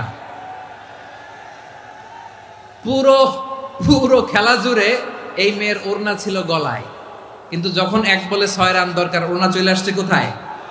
মাথায়। আবার মুনাজাত আছে না নাই? ঠিকই বাংলাদেশের দামাল ছেলে এমন এক শট মারলো, বল চলে গেল স্টেডিয়ামের বাইরে, ছক্কা, জিতে গেলাম আমরা। পুরো স্টেডিয়াম জুড়ে চিৎকার, হই হুল্লোড়, মৌজ মাস্তি। যেই মেয়েটা মাথার মধ্যে ওড়না দিয়ে এতক্ষণ সুবহানাল্লাহ সুবহানাল্লাহ বলে আল্লাহর কাছে দোয়া করেছে, ওই মেয়ে এখন আবার ওড়না ফেলে দিয়ে নাচা শুরু করে দিয়েছে। তাহলে আল্লাহর ভয়, আল্লাহর প্রতি আস্থা, বিশ্বাস, ভালোবাসা, এটা কি ক্ষণিকের জন্য? মানে আমার যখন লাগবে তখন আল্লাহরে ইউজ করবো নাকি? হ্যাঁ, বিপদে আপদে, সুখের সময় দুঃখের সময়, সচ্ছল অসচ্ছল অবস্থায় বিশ্বাসীরা ভরসা রাখে একজনের উপর। চিৎকার করে বলো পটুয়াখালী তিনি কে? সে আল্লাহ বললেন, গোলাম মনে করো না জাহাজ থেকে সদরঘাটে ভিড়িয়ে দিলাম, তুমি নিরাপদ হয়ে গেছো। মনে করো না 40,000 ফিট থেকে সেফ ল্যান্ডিং এর পরে এয়ারপোর্টে নেমে গেলেই তুমি নিরাপদ হয়ে গেছো। ও মিয়া, বিপদ কি শুধু সাগরে আর আকাশে? ঘরের ভেতরও বিপদ আসতে পারে কি পারে না? এজন্য সূরা মুলক আল্লাহ বললেন আমিনতুম মান ফিস সামাই আন ইয়াখসিফা বিকুমুল আরদা ফাইযা হিয়া তামুর। তোমরা কি ভাবছো তোমরা নিরাপদ? সাগরের মধ্যে তুফান, আল্লাহ আল্লাহ ডাকলাম, সদরঘাটে যেয়ে পড়ছি, পয়সা গেছেন তো আপনি। আর পাবে আপনারে আল্লাহ? আল্লাহরে তো সাগরের মাঝখানে তো আল্লাহ আপনারে পাইছিল, আর তো পাবে না। আর পাবে আপনারে? আর আল্লাহ ধরতে পারবে আপনারে? ঘরের ভেতরও বিপদ দিয়ে আটকাতে পারে কে? 5 স্টার 7 স্টার হোটেলের ভেতরও আমাকে বিপদের মধ্যে ফেলে দিতে পারেন কে? আল্লাহ বললেন তোমরা কি ভেবেছো তোমরা নিরাপদ? আমি চাইলে ল্যান্ডস্লাইডস, ভূমি ধস দিয়ে 1 লক্ষ এক মুহূর্তে নিয়ে যেতে পারি। এক সুনামি দিয়ে থাপ্পড় মেরে 3 লক্ষ সাগরের ভেতরে ঢুকায় দিতে পারি। 1 সেকেন্ডও লাগে না আমার। أم أمنتم من في السماء أن يرسل عليكم حاصبا فستعلمون كيف نذير। আল্লাহ চাইলে আকাশ থেকে পাথর বৃষ্টি নাজিল করতে পারেন কি পারেন না? এই মুহূর্তে এখানে ভূমিকম্প দিতে পারেন কি পারেন না? আচ্ছা, ভূমিকম্প যখন হয় আমাদের কারো হুঁশ থাকে? আপনি মনে করছেন আমরা সাধারণ মানুষ, আমরা দৌড় দেই, আর প্রেসিডেন্ট প্রধানমন্ত্রী ওনারা বুঝি খাটে শুয়ে থাকে? কথা বুঝে নাই বোধহয়। ভূমিকম্প, আর্থকোয়েক যদি হয়, বাঁচার জন্য আমরা কি করি? হয় খাটের তলায়, ডাইনিং টেবিলের নিচে, উপরে শক্ত কিছু আছে এটার নিচে, অথবা ঘর থুইয়া দেও দৌড়। তো প্রধানমন্ত্রী উনি কি করে? প্রেসিডেন্ট উনি কি করে? হ্যাঁ, উনি খাটের মধ্যে যে শুয়ে থাকে নাকি? উনিও দৌড়, সাধারণ মানুষও দৌড়, প্রধানমন্ত্রীও দৌড়, বাড়িওয়ালাও দৌড়, ভাড়াটিয়াও দৌড়, সবাই দৌড়। নাকি ভাড়াটিয়ারা বাড়ি থুইয়া দৌড়, বাড়িওয়ালারা আর বেরোয় না? এরকম না। তাহলে যে কোনো মুহূর্তে ভূমিকম্প দিয়ে নাস্তানাবুদ করতে পারে কে? আমার প্রিয় ভাইয়েরা, আমরা নিরাপদ নই, আমরা তার দয়ায় বেঁচে আছি। কার দয়ায়? এজন্য আল্লাহ বললেন গোলাম, যে কোনো মুহূর্তে বিপদ দিয়ে তোমাদেরকে নাস্তানাবুদ করতে পারি। বিশ্বাসী বলে যদি নিজেকে দাবি করো, সব সময় ডাকতে হবে একজন সত্তাকে। বলেন তিনি কে? এই কথা ক্লিয়ার? এই সবগুলো উদাহরণ শেষে সবার কাছে ক্লিয়ার হয়েছে না যে বিপদ থেকে, আপদ থেকে, পরীক্ষা থেকে, ক্যালামিটি থেকে আমাদেরকে কেউ বাঁচাতে পারে না একজন সত্তা ছাড়া। আবারও বলেন তো তিনি কে? ক্লিয়ার? হ্যাঁ, সবাই বুঝতে পারছেন? আচ্ছা, এবার আমরা দেখি বিষ্ণু ঈসা ইসলামের জীবনে বিপদ আপদ ছিল কিনা। উনি বিপদ আসলে কিভাবে ডিল করতেন, বিপদ আসলে কোন দোয়া পড়তে হয়, কিভাবে ফরিয়াদের হাত উত্তোলন করতে হয়, কিভাবে রবের দরবারে নতজানু হয়ে ফরিয়াদ করতে হয়, এটা জানার দরকার আছে না নাই? আসুন আমরা বিশ্বনবীর জীবনী থেকে দেখি বিপদ আসলে উনি কি করতেন। বিপদ আসলেই প্রথমে বিশ্বনবী ঈসা ইসলাম একটা দোয়া পড়তেন। কি পড়তেন? তিনি পড়তেন ইন্না লিল্লাহি ওয়া ইন্না ইলাইহি রাজিউন। নিশ্চয় আমরা আল্লাহর জন্য, নিশ্চয় আমরা কার দিকে ফিরবো ভাই? আবার কার দিকে ফিরবো? আওয়াজ করে বলুন তো, আমরা এসেছি কার কাছ থেকে, আবারও ফিরে যাব কার কাছে? এজন্য বিষ্ণু পড়ছেন ইন্না লিল্লাহি ওয়া ইন্না ইলাইহি রাজিউন। নিশ্চয় আল্লাহর জন্য, ওই আল্লাহর দিকেই আমরা ফিরে যাব। তারপরে বিশ্বনবী পড়তেন আল্লাহুম্মা আজুরনি ফি মুসিবাতি ওয়াখলুফ লি খায়রাম মিনহা। একসাথে প্রথমে পড়তেন ইন্না লিল্লাহি ওয়া ইন্না ইলাইহি রাজিউন, তারপর পড়তেন আল্লাহুম্মা আজুরনি ফি মুসিবাতি ওয়াখলুফ লি খায়রাম মিনহা। মানে আল্লাহ, এই যে আমি বিপদে ধৈর্য ধারণ করলাম, এটার সব তুমি আমারে দাও, আর যেটা হারালাম এর চেয়ে ভালো কিছু দিয়ে মেকআপ করে দিও, ভালো কিছু দিয়ে বদল করে দিও। সুবহানাল্লাহ পড়েন। তাহলে বিপদ আসলে আমরা কি পড়ব? কথা বলেন। এই যে আমি শুয়েছিলাম, নাশিদ গাচ্ছিল ওরা, এদেশে পরস্পরে দেখা হলে দেয় সালাম, এদেশে আমজনতার হৃদয় জুড়ে পাকালাম, এদেশে বিপদ এলে সর্বজনে সর্বক্ষণে দোয়া পড়ে ইন্না লিল্লাহ। কি পড়ে? সুবহানাল্লাহ সুবহানাল্লাহ সুবহানাল্লাহ সুবহানাল্লাহ। এদেশে আজান শুনে সূর্য ওঠে শহর গ্রামে, এদেশে আজান শুনে সূর্য ডুবে সন্ধ্যা নামে, এদেশে সকল কাজে সবাই বলে বিসমিল্লাহ, এদেশে ভালো কিছু দেখে শুনে হাসি মুখে সবাই বলে মাশাআল্লাহ। সুবহানাল্লাহ পড়েন। তাহলে বিপদ এলে আমরা কি পড়ি? কথা বুঝলে সবাই উত্তর দিতে হবে। বিপদ এলে কি পড়ি? তাহলে বিপদ এলেই আমরা এখন থেকে ইন্না লিল্লাহ পড়বো, নাকি হাই হুতাশ করবেন? একদল আছে হাই হুতাশ করে, হায় আল্লাহ রে মোর কি হইল রে, মুই কি হরমু রে, মুই কমবে জামু রে, আছে না নাই? এরকম বিলাপ করতে নিষেধ করেছেন বিশ্বনবী। কি করব, কই যাব, কি হবে, হায় হায়, এরকম হাহুতাশ আছে না নাই? বিশ্বাসীরা হাহুতাশ করে না, তারা ইন্না লিল্লাহ পড়ে। কি পড়ে মনে থাকবে? আমরা পড়বো ইন্না লিল্লাহি ওয়া ইন্না ইলাইহি রাজিউন। নিশ্চয়ই আমরা আল্লাহর জন্য, আমরা আল্লাহর দিকেই ফিরে যাব। এরপর পড়বো আল্লাহুম্মা আজুরনি ফি মুসিবাতি ওয়াখলুফ লি খায়রাম মিনহা। আল্লাহ, আমি যে বিপদে ধৈর্য ধারণ করলাম এটার সওয়াব দিও, আর যা হারালাম তার চেয়ে ভালো কিছু দিয়ে বদল করে দিও। সুবহানাল্লাহ পড়েন। বিশ্বনবীর হাদিস শুনলেন উম্মে সালামা রাদিয়াল্লাহু তাআলা আনহা। ওনার স্বামী হলো আবু সালামা। মজার ঘটনা খেয়াল করে শুনেন আমার প্রিয় কলিজার টুকরা ভাইয়েরা। কানগুলো খরগোশের কানের মতো খাড়া করে আমার দিকে তাকান। সাইয়্যিদাতুনা উম্মে সালামা রাদিয়াল্লাহু তাআলা আনহা, ওনার স্বামীর নাম আবু সালামা। শ্রেষ্ঠ দম্পতি, শ্রেষ্ঠ ফ্যামিলি। প্রথমে হিজরত করেছিলেন হাবাসায়, পরে হিজরত করেছেন মদিনায়। উহুদ যুদ্ধের পরে ওনার স্বামী আবু সালামা ইন্তেকাল করলো, শহীদ হলো। সুবহানাল্লাহ পড়েন। যখন আবু সালামা ইন্তেকাল করলো, উম্মে সালামা রাদিয়াল্লাহু তাআলা আনহা কেঁদে কেঁদে হয়রান। আর নবীর শিখানো বাণী অনুযায়ী তিনি বারবার পড়ছিলেন ইন্না লিল্লাহ। কি পড়ছিলেন? মুই কই জামু, কি হরমু, এগুলো বলে নাই। কি বলছে? ইন্না লিল্লাহ। যেহেতু বিশ্বনবী বলেছেন কেউ যদি বিপদের প্রথম ধাক্কায় পড়ে ইন্না লিল্লাহি ওয়া ইন্না ইলাইহি রাজিউন, আল্লাহুম্মা আজুরনি ফি মুসিবাতি ওয়াখলুফ লি খায়রাম মিনহা, তাহলে এই বিপদে যে সে যা হারালো তার চেয়ে শ্রেষ্ঠ কিছু দিয়ে আল্লাহ তার বদল দিয়ে দিবে। এই হাদিস শুনে উম্মে সালামা রাদিয়াল্লাহু তাআলা আনহা ওনার প্রাণ প্রিয় স্বামী আবু সালামার ইন্তেকালের পরে চোখের পানি ছাড়ে আর পড়ে ইন্না লিল্লাহি ওয়া ইন্না ইলাইহি রাজিউন, আল্লাহুম্মা আজুরনি ফি মুসিবাতি ওয়াখলুফ লি খায়রাম মিনহা। বারবার এই দোয়া পড়ে চোখের পানি ছাড়ে, এই দোয়া পড়ে চোখের পানি ছাড়ে। আর মনে মনে বলে আবু সালামার মতো ভালো মানুষ মদিনাতে নাই, আবু সালামার চেয়েও ভালো মানুষ মদিনাতে নাই। তার চেয়ে ভালো মানুষ কি করে আল্লাহ তাআলা আমারে দিবে? তার চেয়ে ভালো মানুষ তো আমি মদিনাতে দেখি না।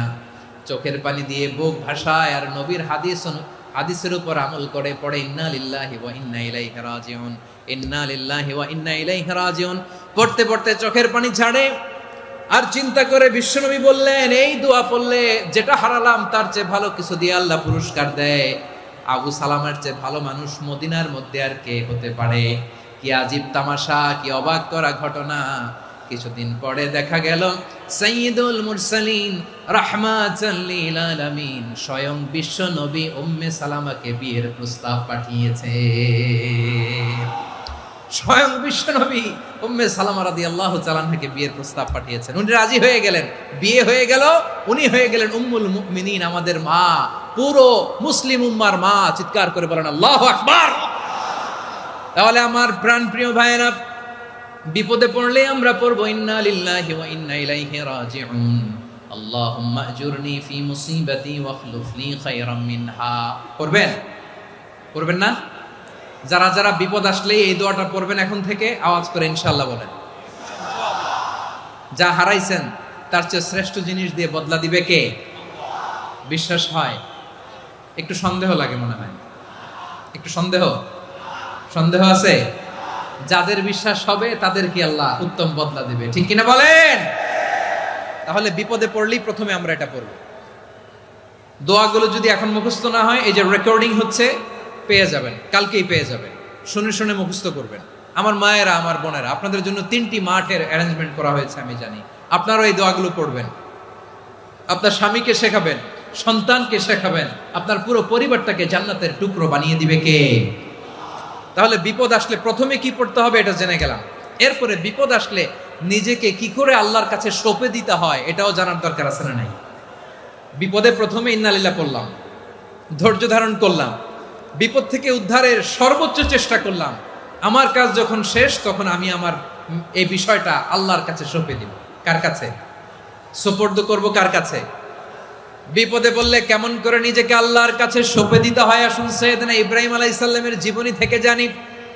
আল্লাহর খলিল ইব্রাহিম আলাইহিস সালাম আমাদের মতো সমাজ ব্যবস্থা পায় নাই। আমরা জন্মের পরে আমাদের কানের ভেতরে আজান দিয়েছে কে? একামত দিয়েছে কে? আমাদের বাপদাদারা আমাদের কানে আজান দিয়েছে কি? দেয় নাই। আমাদের জন্মের পরেই তো আজান, একামত, বাড়ির পাশে মসজিদ, প্রতিদিন আজান, জুমার খুতবা, প্রতি মাসে মাসে তাফসিরুল কোরআন মাহফিল, মসজিদ, মিনারা, অভাব নাই। ঠিক কিনা বলেন? আপনি যেই সুন্দর ইসলামিক এনভায়রনমেন্ট পেয়েছেন, আমাদের ইব্রাহিম খলিল উনিও কি এরকম পেয়েছিলেন? হ্যাঁ, উনি জন্মের পর পরে ওনার কানে আজান দিছে কেউ? আমার প্রিয় ভাইরা, আগা গোড়া একটা শিরকি পরিবেশ উনি জন্মগ্রহণ করেছেন। উনি ছাড়া ওই তল্লাটে একজনও আল্লাহর উপর বিশ্বাসী নাই। কল্পনা করতে পারেন? গোটা তল্লাটে, গোটা দেশে বিশ্বাসী মুমিন, আল্লাহর উপর বিশ্বাস স্থাপনকারী কয়জন? সবাই বলেন কয়জন? বাকি সব মুশরিক। বাকি সব মুশরিক নিজের সাথে নিজে শক্ত বোঝাপড়া করে, অ্যানালজি করে, সেলফ কনভারসেশন করে উনি মহা সত্যের সন্ধান পেয়েছে। উনি আকাশের তারা দেখে ভাবে মনে হয় এটাই আমার খোদা, পরে দেখে তারা নাই, মনে মনে বলে না তাইলে এটা না। আবার চাঁদ দেখে বলে চাঁদটা বড় মায়া লাগে, মনে হয় এটাই আমার রব, পরে দেখে চাঁদও নাই, কয় না এটা না। এরপরে দ্বীপ প্রহরের জলজলে সূর্যটা খাঁ খাঁ করে গোটা পৃথিবীটারে রৌদ্র দিয়ে তাতিয়ে রাখে। তিনি ভাবলেন মনে হয় এটাই আমার রব, কারণ এটাই তো সবচেয়ে বড়। কিন্তু বিকেল বেলা ওই সূর্যটাও যখন চলে যায়, সাইয়েদনা ইব্রাহিম বলে না এটাও তো নাই, আমার খোদা যদি আমারে ছেড়ে চলে যায়, বিপদে পড়লে আমারে উদ্ধার করবে কে? এভাবে নিজের সাথে অ্যানালজি, সেলফ কনভারসেশন করতে করতে করতে তিনি মহা সত্যের সন্ধান পেয়েছেন। সুবহানাল্লাহ পড়েন। সব শেষে তিনি ডিসিশন নিয়ে ঘোষণা দিলেন, ইন্নী ওয়াজ্জাহাতু ওয়াজহিয়া লিল্লাযী ফাতারাস সামাওয়াতি ওয়াল আরদা হানিফান ওয়া মা আনা মিনাল মুশরিকিন। নিশ্চয় আমি এমন সত্তার দিকে মনোনিবেশ করলাম, মুখাপেক্ষী হলাম, যিনি আকাশ বানিয়েছেন, জমিন বানিয়েছেন, আমি মুশরিক নই। সুবহানাল্লাহ। পারতেন? আপনি পারতেন? কেউ নাই, লক্ষ লক্ষ মুশরিক, আপনি একা। ওনার মতো এরকম বিচক্ষণতা দিয়ে আল্লাহরে খুঁজে পাইতে পারতেন আপনি? কি নবী ছিল, আল্লাহকে খুঁজে পেয়েছে।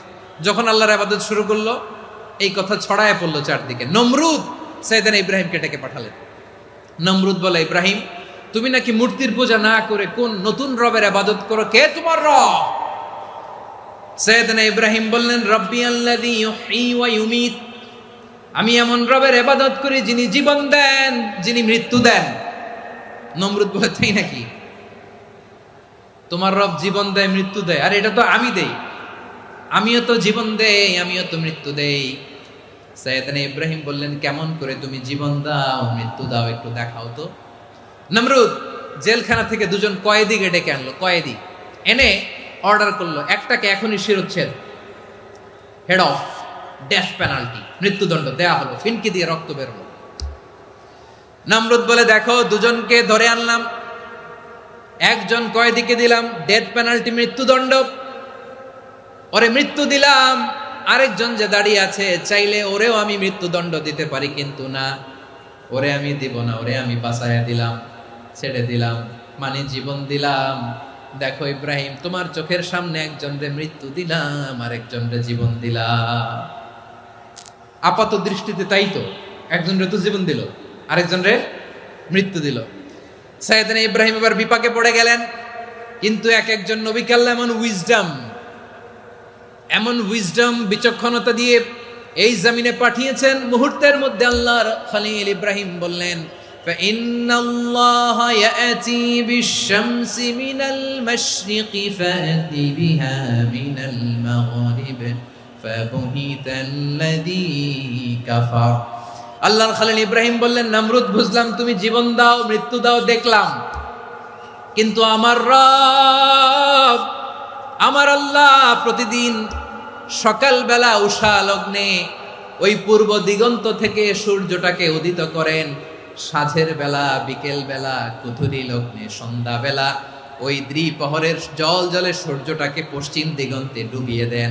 মানে সকালবেলা পূর্ব দিক থেকে উদিত করা সূর্যটাকে পশ্চিম দিকে বিকেলে তিনি ডুবিয়ে দেন। তুমি যদি পারো ওই সূর্যটাকে পশ্চিম দিক থেকে উদিত করে পূর্ব দিকে ডুবিয়ে দাও। সুবহানাল্লাহ পড়বেন না? দেখেন, ইনস্ট্যান্ট ইন্টেলেক্ট, মুহূর্তে বিচক্ষণতা, উইজডম কাকে বলে? নমরুদ পারবে? নমরুদের বাপ পারবে? ওর দাদা, ওর 14 গোষ্ঠী, গোটা বিশ্বের সব ক্ষমতাধর রাষ্ট্রনায়করা একসাথে হলে পারবে? ফাবুহিতাল্লাযী কাফার পারে নাই, ব্যর্থ হয়েছে। এবার তেলে বেগুনে জ্বলে উঠেছে, রেগে মেগে আগুন বলে ফালকুহু ফিল জাহিম। ওর সাথে তর্ক নাই, না পেরে এবার এটারে আগুনে ফেলা। বিশাল বিশাল গাছ কেটে লাকড়ি এনে আগুনের কুণ্ডলি বানানো হলো, দাউ দাউ দাউ দাউ করে আগুন জ্বলে। আল্লাহর খলিল ইব্রাহিমকে আগুনে নিক্ষেপ করা হবে। আল্লাহর খলিল সাইয়েদনা ইব্রাহিমের হাতের মধ্যে রশি দিয়ে টাইট করে বাঁধা হলো, পায়ের মধ্যেও টাইট করে রশি দিয়ে বাঁধা হলো। আল্লাহর খলিল ইব্রাহিমকে আগুনের কুণ্ডলির মধ্যে ফেলা হবে। ওমিয়া, আপনি যে বিপদের কারণে ভয় পান, হতাশ হন, এটা কোনো বিপদ ওনার বিপদের সামনে? পটুয়াখালী আওয়াজ করে বলুন, সাইয়েদনা খলিল ইব্রাহিমের বিপদের সামনে আমাদের বিপদগুলো কোনো বিপদ? এটা কোনো বিপদই না, এটা কোনো বিপদই না।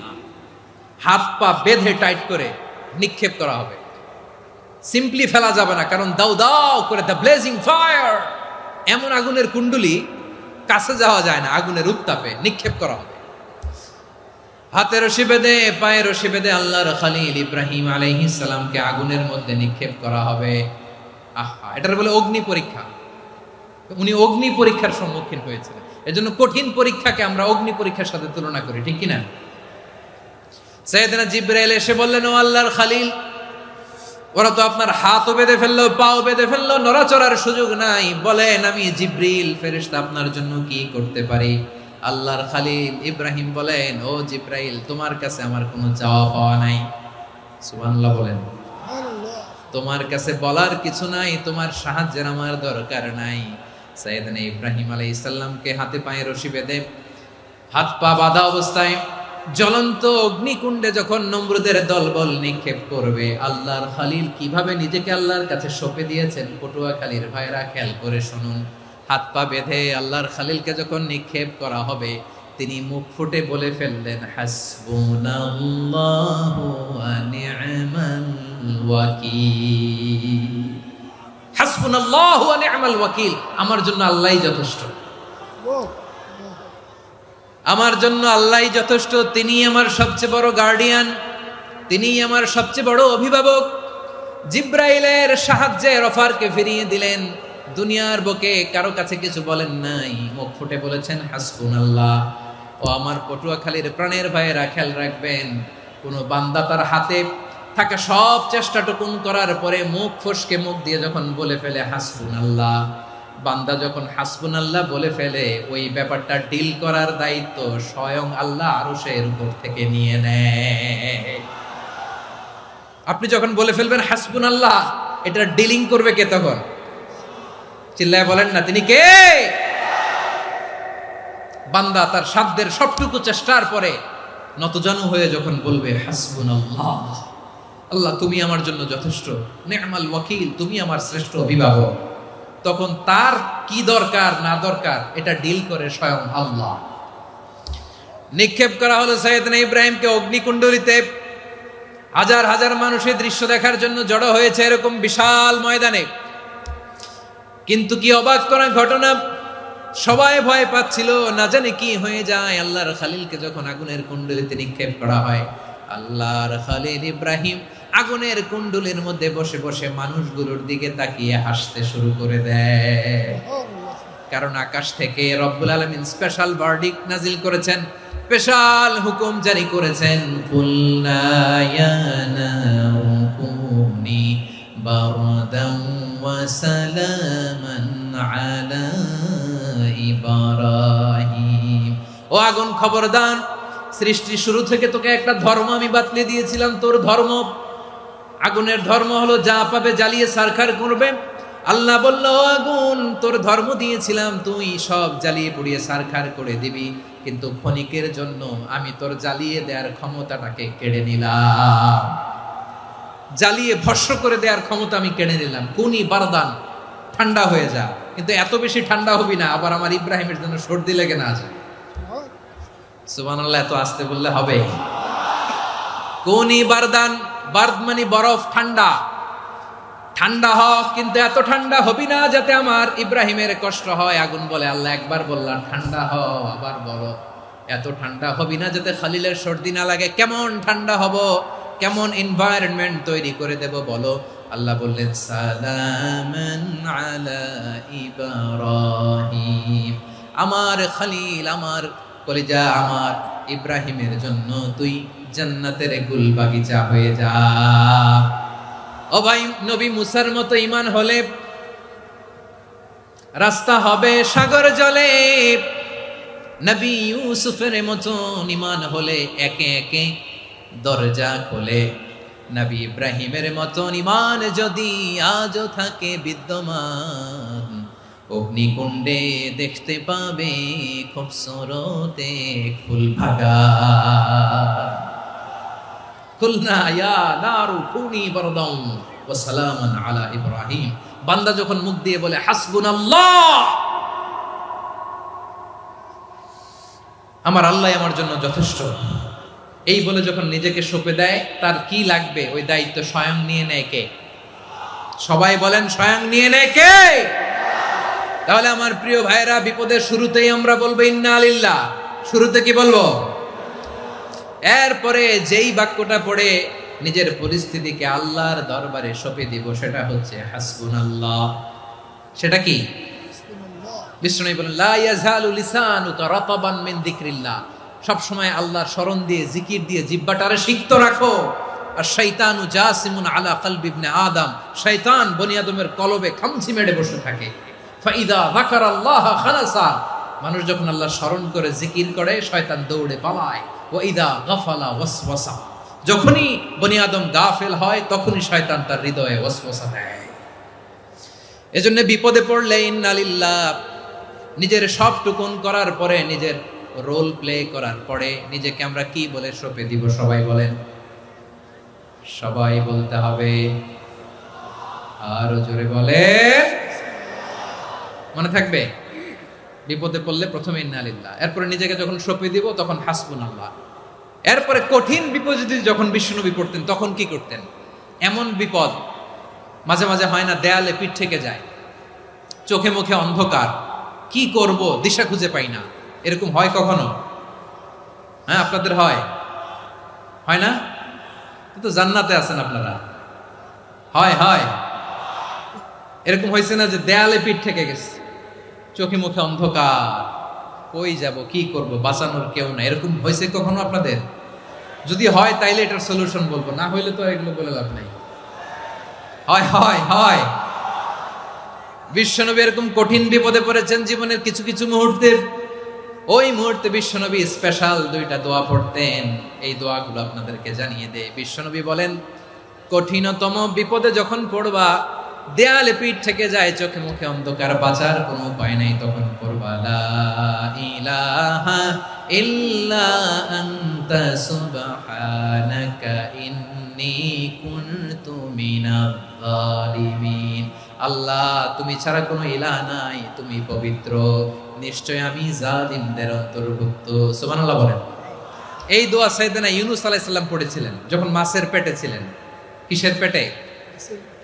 এবং অনেক মুফাসসিরিন একরাম বলেছেন, অনেক আহলুল ইলমরা বলেছেন, এটা হচ্ছে ইসমে আজম। ইসমে আজম এমন দোয়া যেটা দিয়ে দোয়া করলে আল্লাহ দোয়া কবুল করে, কিন্তু এটা কোনটা, এটা নিয়ে ইখতিলাফ আছে। কোন কোন আহলুল ইলম বলেন এই লা ইলাহা ইল্লা আনতা সুবহানাকা ইন্নী কুনতু মিনাজ জালিমিন, এটা হচ্ছে ইসমে আজম। সাইয়েদনা ইউনূস আলাইহিস সালাম পড়েছেন। আপনারা পড়েননি? তুফান হইলে পড়েন না? আমাদের এলাকায় তো এটা খুব, এটার উপর ব্যাপক আমল আছে। পটুয়াখালীতে কি অবস্থা বলেন? পড়েন পড়েন পড়েন পড়েন। একটা গল্প শুনেছিলাম, পাক হানাদার বাহিনী যখন বাংলাদেশে অ্যাটাক করত, ৭১ সালের ঘটনা বলতেছে, আমরা তো দেখি নাই, শুনছি আর কি। ৭১ যদি দেখতাম এতদিনে রাজাকার হয়ে যেতাম। আল্লাহ আমাদেরকে বাঁচাই দিছে, আল্লাহর মেহেরবানি, ঠিক কিনা বলেন? মন মতো হইলে মুক্তিযোদ্ধা, মন মতো না হইলে রাজাকার। কত কিছু দেখলাম এই শাহবাগের বুকে। আল্লাহ, 71 সালে দেখি নাই, আমরা শুনেছি পাক হানাদার বাহিনী জিজ্ঞেস করত মুসলিম না অমুসলিম চেক করার জন্য, বলতো কালেমা বল, কালেমা বাতাও। তো যারা কালেমা বলতে পারতো পাকিস্তানি বাহিনী নাকি ওদেরকে ছেড়ে দিত, শুনেছি। তো একজনকে, এক বাঙালিরে পেয়ে তার মাথার মধ্যে বন্দুকের নল ধরে বলতেছে কালেমা বল সালে, কালেমা বাতা, কালেমা বল। তো ভয়ের চোটে এই দোয়া পড়া শুরু করছে। ও পড়তেছে লা ইলাহা ইল্লা আনতা সুবহানাকা ইন্নী কুনতু মিনাজ জালিমিন। পাকিস্তানি বলে সালে ইয়ে তো মুসিবত কা কালেমা है। বাঙালি কয় হাম তো ভি মুসিবত মে है। পাকিস্তানি বলে বেটা কোন দোয়া বললি, এটা তো মুসিবতের কালেমা। কয় আমিও তো মুসিবতে আছি, আমার মাথার মধ্যে বন্দুক ধরে তুমি আমার কালেমা জিজ্ঞেস করো, এখন কোনটা কালিমা আর কোনটা কি, তো আমার হুশ আছে নাকি? প্রিয় ভাইরা, আসলে এটা দোয়াউল মুসিবা, বিপদে পড়লে এ দোয়া পড়তে হয়। লা ইলাহা ইল্লা আনতা সুবহানাকা ইন্নী কুনতু মিনাজ জালিমিন। এটা পড়বেন আপনারা। এই দোয়া পড়ে সাইয়েদনা ইউনূস আলাইহিস সালাম মাছের পেট থেকে রক্ষা পেয়েছিলেন। রক্ষা করেছিল কে? তুমি ইউনূস নবীরে যখন খাইলো মাছেতে গিলিয়া, ফেরেশতা পাঠাইয়া দিলে ইসমে আজম দিয়া। প্রাণে ছিল যাহার ভয় সেথা পাইল আশ্রয়, প্রাণে ছিল যাহার ভয় সেথা পাইল আশ্রয়। মাছের পেট হতে সে যে পেল পরিত্রাণ। আল্লাহু আল্লাহু তুমি জাল্লে জালালুহু, শেষ করা তো যায় না গে তোমার গুণগান। আল্লাহু আল্লাহু সুবহানাল্লাহ পড়ে। লা ইলাহা ইল্লা আনতা সুবহানাকা ইন্নী কুনতু মিনাজ জালিমিন। বিশ্বনবী বললেন দেয়ালে পিঠ থেকে গেলে, চোখে মুখে অন্ধকার, বাঁচার কোনো উপায় নাই, তখন এই দোয়াটা পড়তে হবে। এই দোয়া পড়ে আল্লাহর কাছে ফরিয়াদ করলে বিপদ মুক্ত করবেন কে? কেন এই দোয়াটা আল্লাহর কাছে বড্ড প্রিয় জানেন আমার ভাইয়েরা? কারণ এই দোয়ার মধ্যে 3টা জিনিস আছে। আমি যেরকম আঙ্গুল উঁচু করেছি এরকম করেন তো। 3টা। কয়টা? 3টা। 1 নম্বরে হচ্ছে তাওহীদ, 2 নম্বরে তাসবিহ, 3 নম্বরে তাকরীর। আই রিপিট, আবারও বলছি, 1 নম্বরে তাওহীদ, 2 নম্বরে তাসবিহ, 3 নম্বরে তাকরীর। এ দোয়াটা আল্লাহর কাছে এত পছন্দনীয় কারণ এ দোয়ার প্রথম অংশে আছে তাওহীদ, আল্লাহর একত্ববাদের ঘোষণা। লা ইলাহা ইল্লা আনতা, ও আল্লাহ আপনি ছাড়া কোনো ইলাহ নাই, উপাস্য নাই। এ কথা বললে আল্লাহ বড্ড খুশি হয়ে যায়। সুবহানাল্লাহ পড়েন। এ দোয়ার দ্বিতীয় অংশে আছে তাসবিহ, মানে আল্লাহর প্রশংসা, প্রশংসা সূচক বাণী। সুবহানাক সুবহানাক সুবহানাক, ও আল্লাহ আমি আপনার পবিত্রতা ঘোষণা করছি। সুবহানাক, এ কথা শুনলেও আল্লাহ খুশি হয়ে যায়। সুবহানাল্লাহ পড়েন। এই দোয়ার তৃতীয় অংশে আছে তাকরীর। তাকরীর মানে পাপের স্বীকৃতি। তাকরীর মানে কি? তাকরীর মানে পাপের স্বীকৃতি। এই দোয়ার তৃতীয় অংশে আছে ইন্নী কুনতু মিনাল জালিমিন, ও আল্লাহ আমি জালিমদের অন্তর্ভুক্ত। আল্লাহ আল্লাহ আমি জালেম, আল্লাহ আমি ভুল করেছি, অন্যায় করেছি, আল্লাহ আমি জালেমদের অন্তর্ভুক্ত। এই পাপের স্বীকৃতি, অ্যাকনোলেজমেন্ট আল্লাহ বড্ড পছন্দ করে। যখন আল্লাহর কাছে আপনি ছোট হবেন, ছোট হতে হতে যত ছোট হবেন, ওই দৃশ্যটা দেখতে আল্লাহ বড্ড পছন্দ করে। সুবহানাল্লাহ বলেন। 3 নম্বর অংশ ইন্নী কুনতু মিনাজ জালিমিন, আল্লাহ আমি জালেমদের অন্তর্ভুক্ত।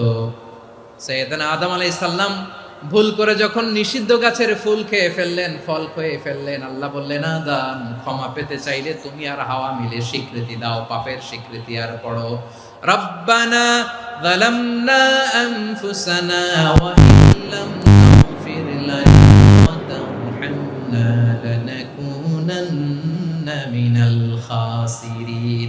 ও আল্লাহ আমি আদম আর হাওয়া যালামনা আনফুসানা, আমরা আমাদের নফসের উপর বড্ড জুলুম করেছি। আল্লাহ ওয়া ইল্লাম তাগফির লানা ওয়া তারহামনা, আপনি যদি ক্ষমা না করেন, আপনি যদি দয়া পরবশ না হন, আপনি যদি রহম না করেন, আমরা তো ক্ষতিগ্রস্তদের মধ্যে শামিল হয়ে যাব। এই দোয়া করার সাথে সাথে সাইয়েদনা আদম আর হাওয়া আলাইহিস সালামকে ক্ষমা করে দিলেন কে? তাহলে এই দোয়ার 3 নম্বর অংশ তাকরীর, এটা আল্লাহ বড্ড পছন্দ করে। আমার কলিজার টুকরা ভাইয়েরা, গুনাহ করে শিকার যেতে হবে, এটা আল্লাহ ভালোবাসেন। সাইয়েদনা আবু বকর রাদিয়াল্লাহু তাআলা আনহু বিষ্ণু ইসা ইসলামকে বললেন, ইয়া রাসূলুল্লাহ আল্লিমনি দুআআন আদউ বিহি ফি সলাতি।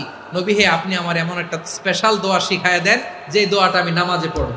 নবী বললেন, তাহলে তুমি পড়ো, আল্লাহুম্মা ইন্নী যালামতু নাফসি যুলমান কাসীরান ওয়া লা ইয়াগফিরুয যুনুবা ইল্লা আনতা ফাগফিরলি মাগফিরাতাম মিন ইনদিকা ওয়ারহামনি ইন্নাকা আনতাল গফুরুর রহিম। সুবহানাল্লাহ। সালাম ফিরানোর আগে পড়েন, কথা কয় না, পড়েন পড়েন। ও আবু বকর, নামাজে যদি দোয়া করতে মনে চায় এই দোয়াটা পড়বা, আল্লাহুম্মা ইন্নী যালামতু নাফসি, আল্লাহ জুলুম করেছি আমার নফসের উপর, যুলমান কাসীরা, অনেক জুলুম, ওয়া লা ইয়াগফিরুয যুনুবা ইল্লা আনতা, আপনি ছাড়া এই জুনুব, এই পাপ ক্ষমা করার দ্বিতীয় কোনো রব নাই। আছে? আল্লাহ ছাড়া আমাদের গুনাহ আর কে কে ক্ষমা করতে পারে বলেন তো? কে পারে? কে? এজন্য আল্লাহরে বলবেন, আল্লাহ আমি ছাড়া তোমার গোলামের অভাব নাই, ও আমার রব আমি ছাড়া এই জমিনের বুকে তোমার গোলামের অভাব নাই, কিন্তু তুমি ছাড়া তো আমার দ্বিতীয় কোনো রব নাই। পারবেন বলতে? পারবেন? চোখের পানি ছেড়ে আল্লাহরে বলবেন, আল্লাহ তুমি আমার রব, তুমি আমার সব। কি বলবেন? আল্লাহ আমারে রব। সবাই বলুন, আল্লাহ আমারে রব, দমে দমে তনু মনে তারি অনুভব, আল্লাহ আমারে রব। আল্লাহরে বলেন, আল্লাহ তুমি আমার রব, তুমি আমার সব। আল্লাহ আমি ছাড়া এই জমিনে তোমার গোলামের অভাব নাই, তুমি ছাড়া আমার দ্বিতীয় কোনো রব নাই। এ কথা বলে চোখের পানি ছেড়ে আল্লাহরে স্বীকৃতি দেন, আল্লাহ আমি পাপী, আল্লাহ জামিনে আমার চেয়ে বড় পাপী আর কেউ নাই।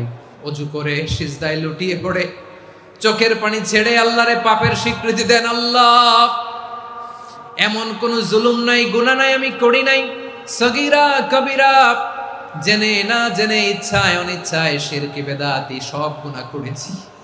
আল্লাহ আকাশের নিচে জমিনের উপরে আমার চেয়ে বড় গুনাহগার আর কেউ নাই।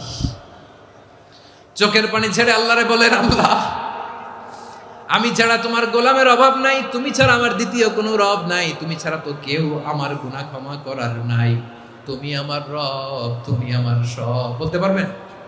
এই তাকরীর আমার পটুয়াখালীর ভাইয়া, এই স্বীকৃতিটা দেখতে আল্লাহ বড্ড ভালোবাসেন, কারণ আমরা সবাই গুনাহগার, আমরা সবাই কি? বিশ্বনবী বলেন, কুল্লুকুম খাত্তাউন, আ বানি আদম, তোমরা সবাই পাপী। সবাই কি? সবাই পাপী। আমরা সবাই পাপী, আপন পাপের বাটখারা দিয়ে অন্যের পাপ মাপি। আমরা যে পাপী এটা ভাবতে মনে চায় না কারো, খালি অন্যের পাপ দেখি আমরা, এটা ভুল। ওর এই পাপ, ও পাপী, ও জালেম, ও জাহান্নামী, এরকম একটা টেন্ডেন্সি। আমার যে কি হালাত এটার খেয়াল নাই। খেয়াল করতে হবে যে আমি সবচেয়ে বড় পাপী, ঠিক কিনা বলেন? পাপ করি নাই এমন কেউ আছি? হ্যাঁ আছি, আছি। কেউ না জানলেও জানে কে আমার পাপের ঘটনা? পৃথিবী না জানুক আমি তো জানি, আমি কি পাপ করেছি হায়। ও আমার কলিজার টুকরা ভাইয়েরা, মাথাটাকে নিচু করে জীবনের সব গুনার ফিরিস্তিগুলো একটা একটা করে স্বীকার করে আল্লাহরে বলেন, আল্লাহ আমি পাপী, আল্লাহ আমার চেয়ে বড় পাপী এই দুনিয়াতে কেউ নাই, আকাশের নিচে জমিনের উপরে আমার চেয়ে বড় পাপী কেউ নাই। একটা একটা করে আল্লাহ স্বীকার করি আমি পাপী, সব পাপের স্বীকৃতি দিলাম। পৃথিবী না জানুক আমি তো জানি, আমি কি পাপ করেছি হায়। আমার পাপের করলে বিচার, বাঁচার আমার নাই উপায়। দয়াময় তুমি মাফ করো আমায়, মাফ করো আমায়। আল্লাহ তাআলা যদি দয়া করে আমাদেরকে মাফ না করে, আমাদের বাঁচার কোনো উপায় নাই। আপনি কি ভেবেছেন আপনার নামাজ দিয়ে আপনি জান্নাতে যাবেন? আপনি তাহাজ্জুদ গুজার, সেজদা দিতে দিতে কপালে দাগ ফেলেছেন, এটা আপনারা জান্নাতে নেবে না? আপনি এলাকার সবচেয়ে বড় হাতেম তাই দানশীল, এই দানের ভরসায় বসে আছেন, কশিন কালো না। আমাদের নামাজ, আমাদের রোজা, আমাদের ইবাদত এগুলোকে মিজানের পাল্লায় উঠালে কোনো ওজনই হবে না। তবে আমাদের একটা কৌশল জানা আছে, আমরা আল্লাহর রহমতের ভিখারি। আমরা সেদিন আগেই গুনার স্বীকৃতি দিয়ে দেব। আমরা বলবো, আল্লাহ তুমি প্রশ্ন করার আগে তোমার একটা কথা বলি, আমারে কিছু জিজ্ঞেস করো না, আমি সব করেছি। এমন কোন পাপ নাই যে পাপ আমারে দিয়ে হয় নাই।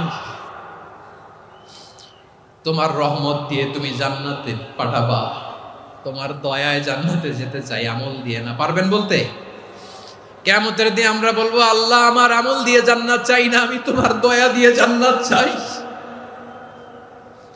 তোমার দয়া ছাড়া আমার কোনো উপায় নাই।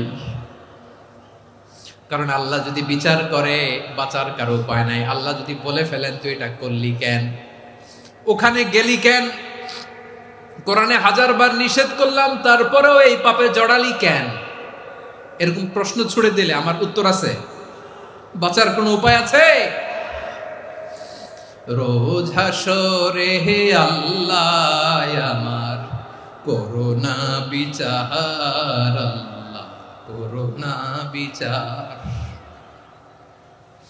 বিচার চাহিনা তব দয়া চাই, এ গুনাহগার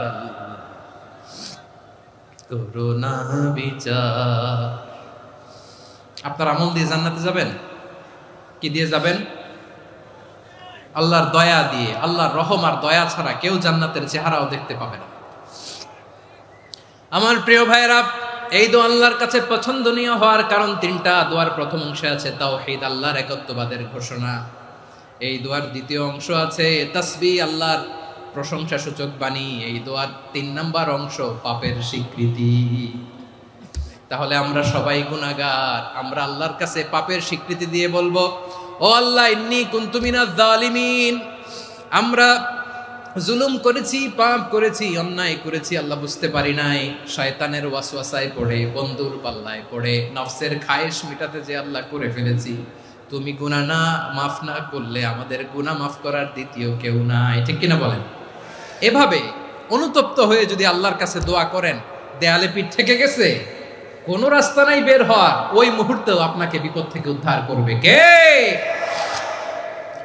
বিশ্বনবী চরম বিপদে পড়লে 2টা দোয়া পড়তেন। প্রথম হলো এটা, লা ইলাহা ইল্লা আনতা সুবহানাকা ইন্নী কুনতু মিনাল জালিমিন। এই দোয়াটা আমরা বেশি বেশি পড়ব প্রিয় ভাইরা। রাজি আছেন? সবাই আওয়াজ করে পড়ুন ইনশাআল্লাহ। আমার প্রিয় ভাইয়েরা, বিপদে পড়লে বিশ্বনবী আরো একটা দোয়া পড়তেন, লা ইলাহা ইল্লাল্লাহুল আযীমুল হালিম, লা ইলাহা ইল্লাল্লাহু রাব্বুল আরশিল আযীম, লা ইলাহা ইল্লাল্লাহু রাব্বুস সামাওয়াতি ওয়াল আরদি ওয়া রাব্বুল আরশিল কারীম। এই যে বললাম, রেকর্ড হয়ে গেছে। এখন তো আর ইনস্ট্যান্ট মুখস্থ না হলো, পরে মুখস্থ করে নেবেন। আল্লাহ ছাড়া কোনো উপাস্য নাই, তিনি সুমহান, মহা সহিষ্ণু। আল্লাহ ছাড়া কোনো উপাস্য নাই, তিনি সুমহান, আরশের অধিপতি। আল্লাহ ছাড়া কোনো উপাস্য নাই, তিনি আকাশের মালিক, জমিনের মালিক, তিনি সুবিশাল আরশের অধিপতি। সুবহানাল্লাহ পড়েন। এই দোয়াটা কেউ যদি পড়ে যদি এর ওসিলা করে দোয়া করে, তাকে বিপদ থেকে মুক্তি দেয় কে? মনে থাকবে আপনাদের? তাহলে বিপদের প্রথম ধাক্কায় কি যেন পড়তে হয়? ইন্না লিল্লাহ। তারপরে কি বলে আল্লাহর কাছে নিজেকে সঁপে দিতে হয়? দেয়ালে পিঠ থেকে গেলে লা ইলাহা ইল্লা আনতা সুবহানাকা ইন্নী কুনতু মিনাজ জালিমিন। 2 নম্বর হচ্ছে লা ইলাহা ইল্লাল্লাহুল আযীমুল হালিম, লা ইলাহা ইল্লাল্লাহু রাব্বুল আরশিল আযীম, লা ইলাহা ইল্লাল্লাহু রাব্বুস সামাওয়াতি ওয়াল আরদি ওয়া রাব্বুল আরশিল কারীম। মনে থাকবে? ইনশাআল্লাহ বলেন সবাই, আওয়াজ করে সবাই ইনশাআল্লাহ। অনেক সময় এমন হয়, হঠাৎ বিপদের সম্মুখীন হই আমরা, রেডি হয়ে বের হইছে অফিসে, হঠাৎ অ্যাক্সিডেন্টে পড়ে যাই, হঠাৎ পেটের ব্যথায় অজ্ঞান, এরকম হয় না? আপনাদের হয় না? বিষ্ণু ইসলাম বলেন, আকস্মিক দুর্ঘটনার বিপদ থেকে যদি কেউ বাঁচতে চায়, সকাল সন্ধ্যা যেন প্রত্যেকে এই দোয়াটা পড়ে। সকালে যদি 3 বার পড়ে, সন্ধ্যা পর্যন্ত হঠাৎ বিপদ থেকে সে রক্ষা পাবে। To be protected from sudden calamity, sudden disaster, sudden calamity. হঠাৎ বিপদ, হঠাৎ ভয়ঙ্কর কোনো আকস্মিক বিপদ থেকে আল্লাহ বাঁচায় দেবে। সকালে পড়লে সন্ধ্যা পর্যন্ত প্রোটেক্টেড, সন্ধ্যাবেলায় যদি 3 বার পরে সকাল পর্যন্ত প্রোটেক্টেড। সুবহানাল্লাহ পড়েন। দোয়াটা কি? দোয়াটা হচ্ছে বিসমিল্লাহিল্লাযী লা ইয়াদুররু মা ইসমিহি শাইউন ফিল আরদি ওয়ালা ফিস সামাই ওয়া হুয়াস সামিউল আলিম। ছোট না? অনেক ছোট, মুখস্থ করবেন। বিসমিল্লাহিল্লাযী লা ইয়াদুররু মা ইসমিহি শাইউন ফিল আরদি ওয়ালা ফিস সামা। ওই আল্লাহর নাম নিচ্ছি যে আল্লাহর নামের বরকতে আকাশ জমিনের কোনো কিছু কারো কোনো ক্ষতি সাধন করতে পারে না। তিনি সর্বশ্রোতা, সর্বজ্ঞ। সুবহানাল্লাহ পড়েন। পড়বেন এই দোয়াটা, বিসমিল্লাহিল্লাযী লা ইয়াদুররু মা ইসমিহি শাইউন ফিল আরদি ওয়ালা ফিস সামাই ওয়া হুয়াস সামিউল আলিম। ফজরের পরে 3 বার, মাগরিবের পরে 3 বার যদি কেউ পড়ে প্রোটেক্টেড, যে কোনো হঠাৎ বিপদ থেকে প্রোটেক্টেড। প্রোটেক্ট করেন কে? ওই আল্লাহর নাম নিচ্ছি যে আল্লাহর নামের ওসিলায় আকাশ জমিনের কোনো কিছু কোনো ক্ষতি করতে পারে না। সুবহানাল্লাহ পড়েন। আচ্ছা, এবার আমাদের জীবনে দুশ্চিন্তা আছে না নাই বলেন? Tension, hyper tension, anxiety, depression, চিন্তা টেনশন নাই এরকম কে কে আছে দেখি, হাত তোলেন। ওই যে হাত তুলছে এক আল্লাহর ওলি, ওই যে টেনশন নাই তোমার, মাশাআল্লাহ। ও না বুঝে তুলছে, ঝোঁকের চোটে, জোশের ঠেলায় ধাক্কায় তুলে ফেলছে। সবার জীবনে টেনশন আছে না নাই? এই দুশ্চিন্তা, পেরেশানি, মারাত্মক পেরেশানি থেকে মুক্তি পাওয়ার জন্য বিষ্ণু ইসলাম 2টো দোয়া পড়তেন। কয়টা? অনেকগুলো পড়তেন। স্পেশাল 2টো দোয়া আজকে আপনাদের শিখায়া যাব, শুনবেন না? কষ্ট হচ্ছে? সংক্ষিপ্ত মুনাজাত দিয়ে দেই। ওরে আল্লাহ, আমি তো 9:30 ক্রস করে ফেলছি মাসুদ ভাই, খেয়াল করে নেই। আরো কয়েক মিনিট? ঠিক আছে, ঠিক আছে। পেরেশানিতে পড়লে, টেনশনে পড়লে এই দোয়াটা, প্রিয় ভাইরা, বিষ্ণু ইসলাম যখন খুব বিপদে পড়তেন, দুশ্চিন্তা ওনাকে ঘিরে ধরতো, উনি পড়তেন ইয়া হাইয়ু ইয়া কাইয়ুম বিরহমাতিকা আস্তাগীথ, ইয়া হাইয়ু ইয়া কাইয়ুম বিরহমাতিকা আস্তাগীথ, ইয়া হাইয়ু ইয়া কাইয়ুম, হে শাশ্বত অবিনশ্বর, হে চিরঞ্জীব, বিরহমাতিকা আস্তাগীথ, তোমার রহমতের উসিলায় তোমার কাছে ফরিয়াদ করি। এটা পড়তেন। আবার আরেক বর্ণনায় এসেছে ইয়া হাইয়ু ইয়া কাইয়ুম বিরহমাতিকা আস্তাগীথ আসলিহ লি শা'নি কুল্লাহু ওয়ালা তাকিলনি ইলা নাফসি তারফাতা আইন। আসলিহ লি শা'নি কুল্লাহ, আল্লাহ আমার সবকিছু আপনি সেটেল করে দেন। আমাদের সব ঝামেলা সেটেল করে দিতে পারে কে? আমরা তো সেটেলমেন্টের জন্য এসপি সাহেবের কাছে যাই, ডিসি সাহেবের কাছে যাই, অমুক ভাইয়ের কাছে যাই, তমুক ভাইয়ের কাছে যাই।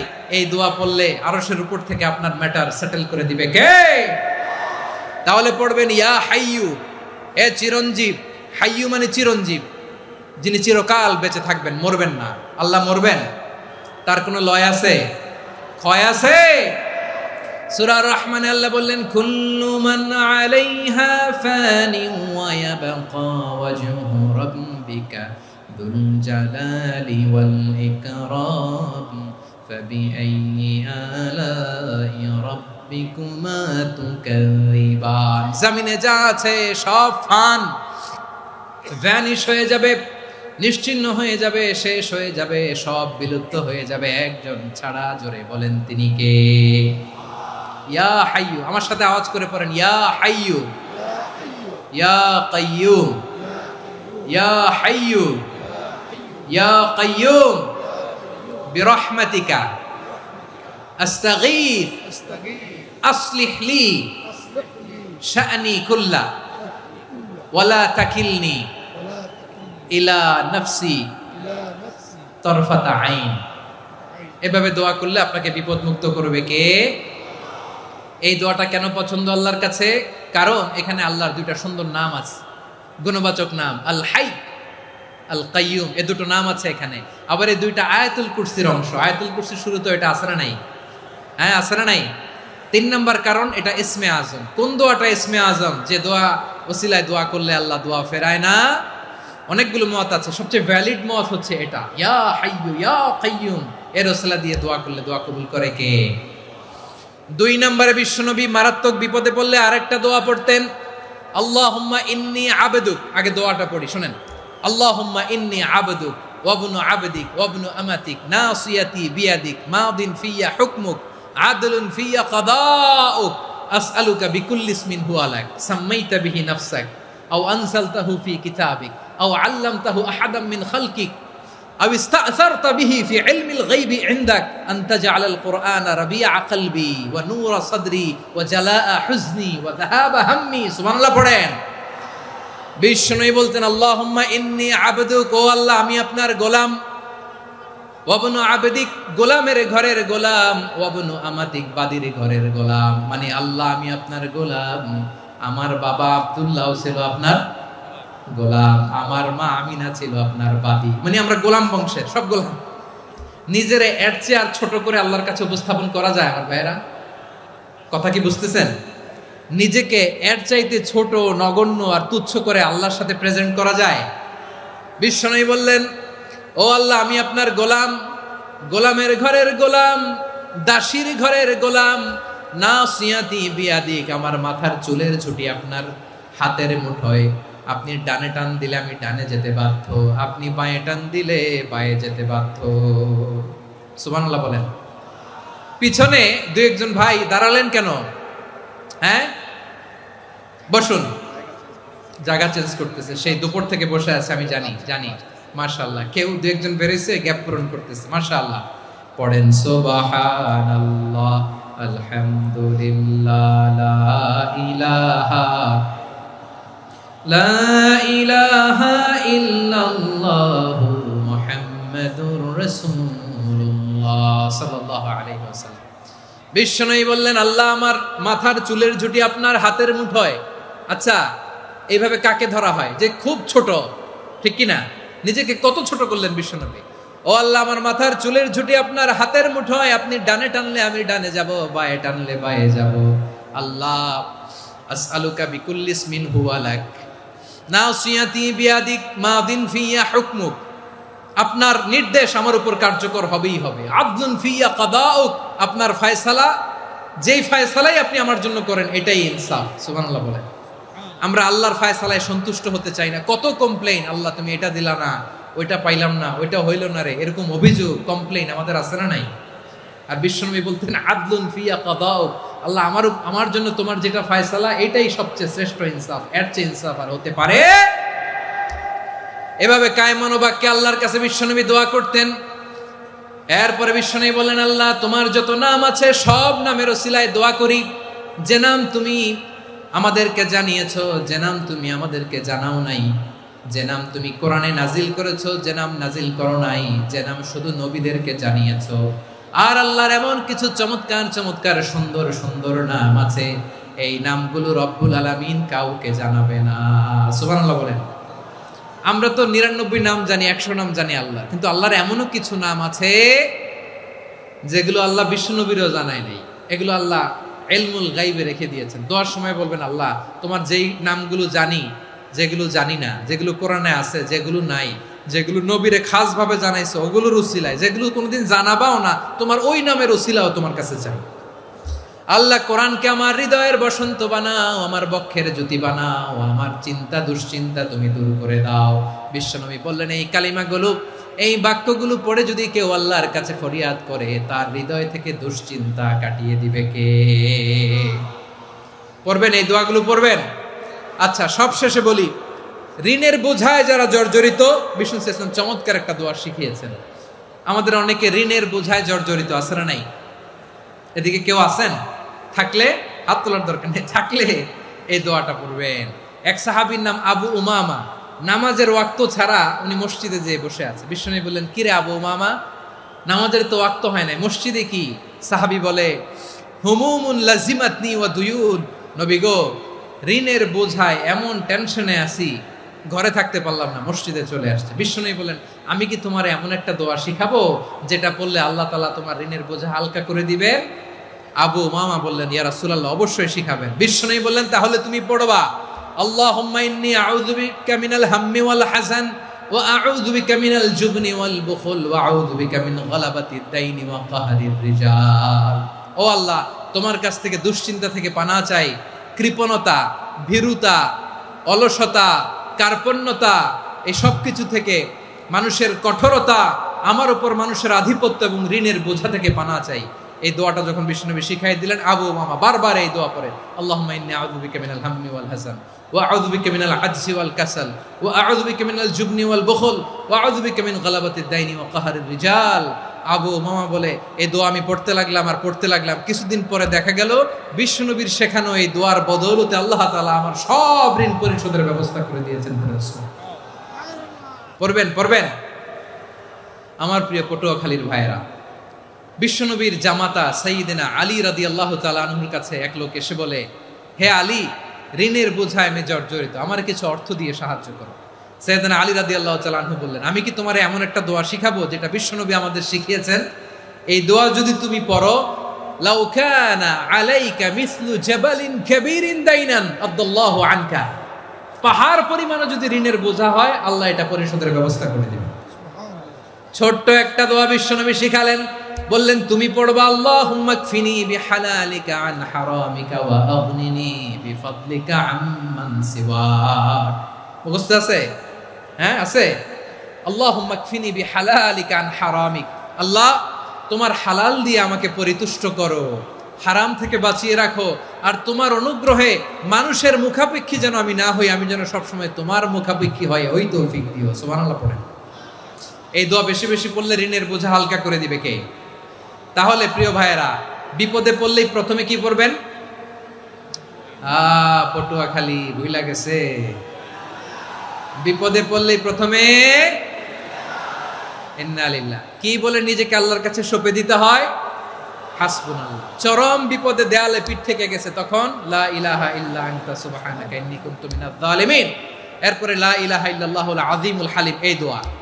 আকস্মিক বিপদ, হঠাৎ যেন কোনো বিপদ আমাকে পেয়ে না বসে, এটার জন্য বিসমিল্লাহিল্লাযী লা ইয়াদুররু মা ইসমিহি শাইউন ফিল আরদি ওয়ালা ফিস সামাই ওয়া হুয়াস সামিউল আলিম। সকালে 3 বার, রাতে 3 বার। আর মারাত্মক tension, hyper tension, anxiety, depression থেকে বাঁচার জন্য 2 দোয়া, ইয়া হাইয়্যু ইয়া কাইয়্যুম, ইয়া হাইয়্যু ইয়া কাইয়্যুম, মনে থাকবে? আর আল্লাহুম্মা ইন্নী আবদুক, এই দোয়া। ঋণ থেকে বাঁচার জন্য 2 দোয়া, আল্লাহুম্মা ইন্নী আউযু বিকা মিনাল হাম্মি ওয়াল হাযান, এটা। আর আল্লাহুম্মা কফিনি বিহালালিকা আন হারামিকা ওয়া আগনিনি বিফাদলিকা আম্মান সিওয়াক। আর সব সময় পড়ার জন্য একটা আমল দিয়ে যাই, উঠতে বসতে, অফিসে যাচ্ছেন, অফিস থেকে ফিরতেছেন, বসে আছেন, শুয়ে আছেন, ছোট্ট এক শব্দে আমরা যেন বেশি বেশি পড়ি আস্তাগফিরুল্লাহ। আওয়াজ করে আমার সাথে পড়ুন আস্তাগফিরুল্লাহ। আবার পড়ুন আস্তাগফিরুল্লাহ। আল্লাহ রাসূল সাল্লাল্লাহু আলাইহি ওয়াসাল্লাম বলেন, মান লাজিমাল ইস্তিগফার, যে সব সময় এরকম ইস্তিগফারের সাথে লেগে থাকে, জাআলাল্লাহু লাহু মিন কুল্লি যিকিন মাখরাজা, আল্লাহ তাআলা তাকে কোনো বিপদে আটকান না, সে জীবনে আটকাবে না, যে কোনো বিপদে আল্লাহ তার রাস্তা বের করে দিবেন। Way out, you will get a way out in solution. সুবহানাল্লাহ।